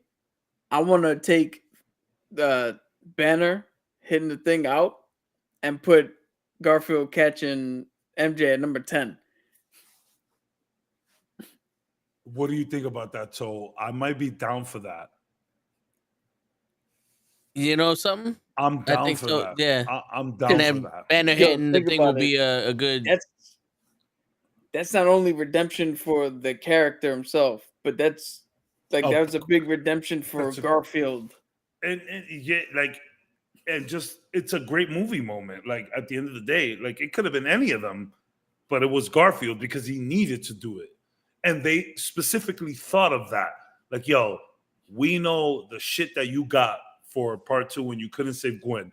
We're gonna let you save a version of Spider-Man's love. Yeah. I could switch that out. I could switch that out. An honorable mention right. we put. Yeah. Switch that We out. put it at what, 2 or 3 or For what? Banner hitting the thing, or do we put that on the side and see where it lands? We could put that at 3. All right. And what would we put at 2? So wait, what are we bumping out of 3? Nothing. Wait, 3, so 2 and 3 were. I thought we vacant. had we had 3. We were just working on 2. No, we had Iron Man. I Am Iron Man number 1. Yep. Number 4 was Ravager's funeral. Number 5 was Dormammu, I've come to bargain, and number 3 now is Banner hitting the. We had I could have sworn we had a 3. We had Falcon speech and Garfield saves MJ as alternates to see where we're gonna put could him. have sworn we had a 3. Damn, did we just? I thought we had a 3 as well, and we were only going for 1 and 2. Yeah. You said I Am Iron Man was number 1. Yeah. Yeah. Off the love and respect. That's back when I thought we only had 2 more to go. Yeah. So now is Falcon speech number 2? Or do we find something better? Hold on. I could put Falcon speech at number 2.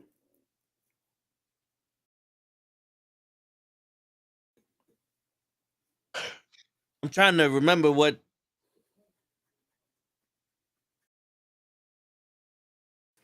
I could have sworn we had that shit. What about Thanos beating up Hulk?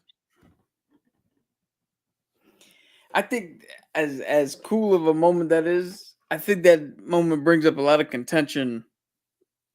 Because then everybody's like, then the Hulk turned into a bitch. Ant-Man turns the Giant Man? And that's a cool moment, but that's part of the airport fights. Yeah. Wakanda forever. The ants come marching in and kick the shit out of the Conqueror. You put that in the top 10 of all time. Put that in there for Cabs.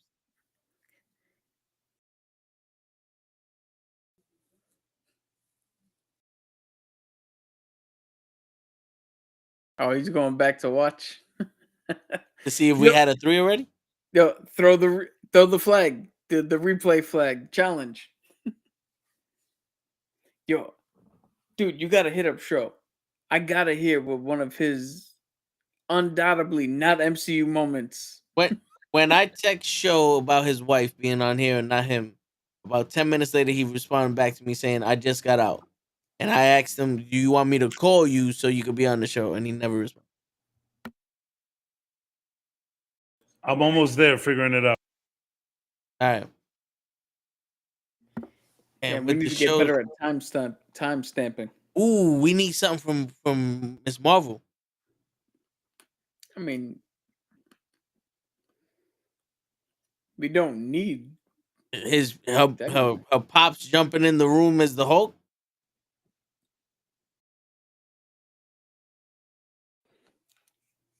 I would put the wedding scene, really. Yeah, the dance.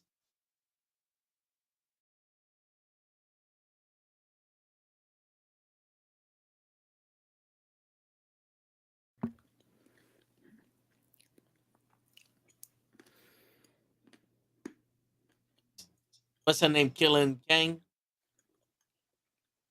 Sylvie, Sylvie killing Kang to start all this shit. my girl. I know we could do that for Lay. I'm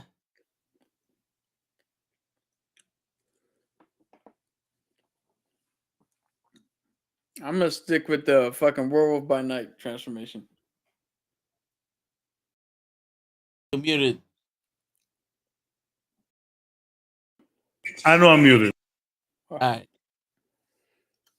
Yo, he can't play the audio. He doesn't want to get a copyright strike. Word. It sounds bad.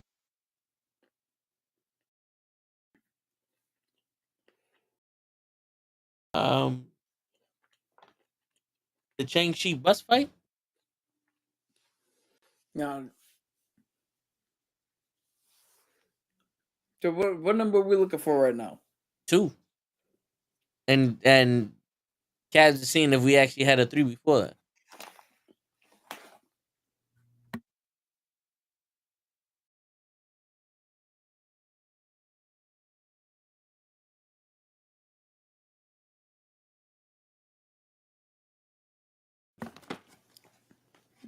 It was so I can't even like figure it out because like we switched Banner because Banner's number 10 hitting the bridge.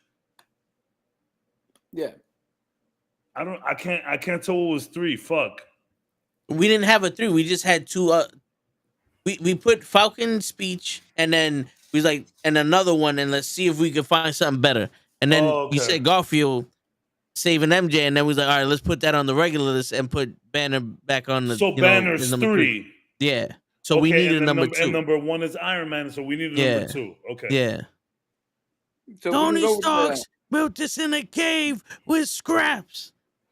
I'm cool with putting the Sam Cap speech. Yeah, me too. Me too.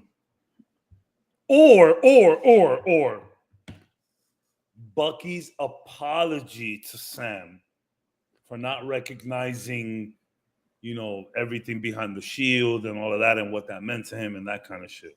Maybe not necessarily the speech, but the apology. Or Ultron having the Infinity Stones. In what if? What if? Yeah. We need more what if representation, so I'm with that. We need more what if representation. But is that really better? But, I mean, I would rather the Doctor Strange Strange episode was way better than that shit. The fucking tag team of Doctor Strange and the Cowl versus the bad Doctor Strange and that Cowl, that tag team match, I would say is better. Yeah. You know who we didn't put? Party Thor. Fuck that dude.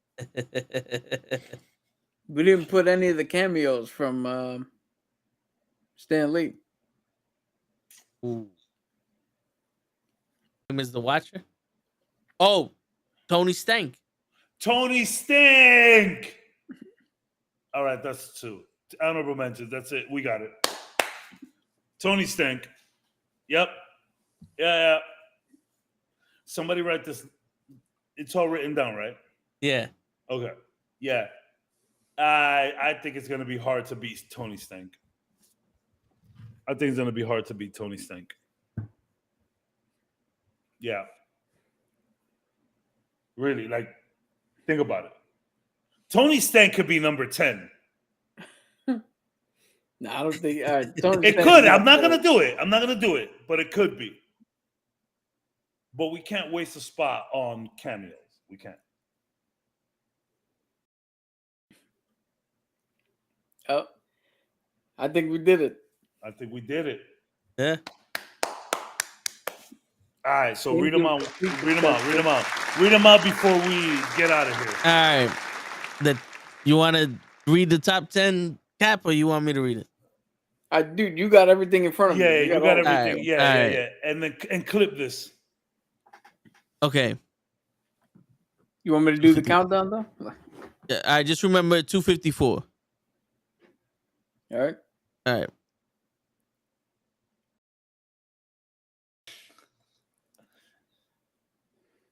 the Knucklehead Comics top 10 MCU moments.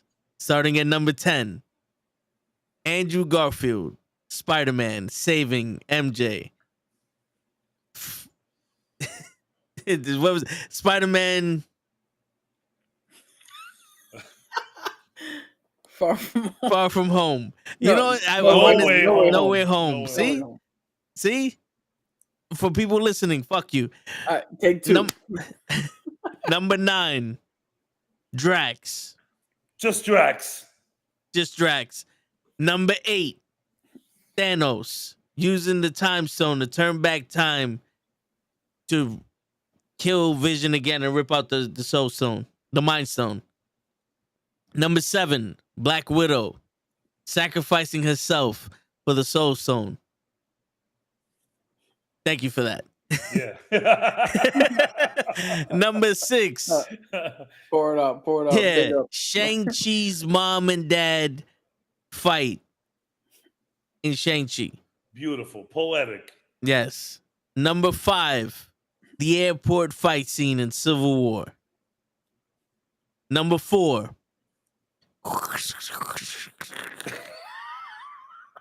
on your left. Number 3, Thor talking to his mom. All the moms out there. Shout out to all the single moms out there. Shout out to all the moms making some great kings out there. We appreciate all of y'all. We love all of y'all. Holla. Number 2, it's inevitable. The snap. Gotta put that in there. Yeah, have to. Snap. And number 1, Captain America picking up Moliere. I knew it. Yeah. I Yep. mean, it's hard not to crown that as the best scene in the MCU. It's hard not Yeah. to, bro. Seriously. It's hard not to. And the honorable mentions. Number 5, Dormammu, I've come to bargain. It's a good moment. Yep. Number 4, the Ravager's funeral. Shout I'm out Mary to Poppins, Yondu. y'all. I'm Yeah, Mary Yondu. Poppins, y'all. Always been a savior. Number 3, Bruce Banner jumping out of the plane and smacking the Bifrost. Personal pick for all three of us. Yes, that needed to happen. Number 2, I have a package for Tony Stank. Tony Stank. Shout out to Stan Lee. Rest in peace, my guy. And honorable mention number 1, I am Iron Man.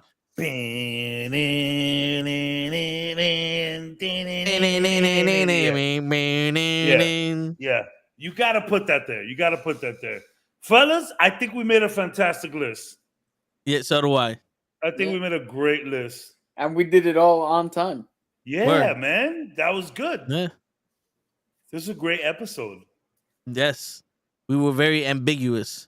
And I think we were efficient. Yes, we were. I think that's what it was. We were efficient today. Yep. Which is rare for us.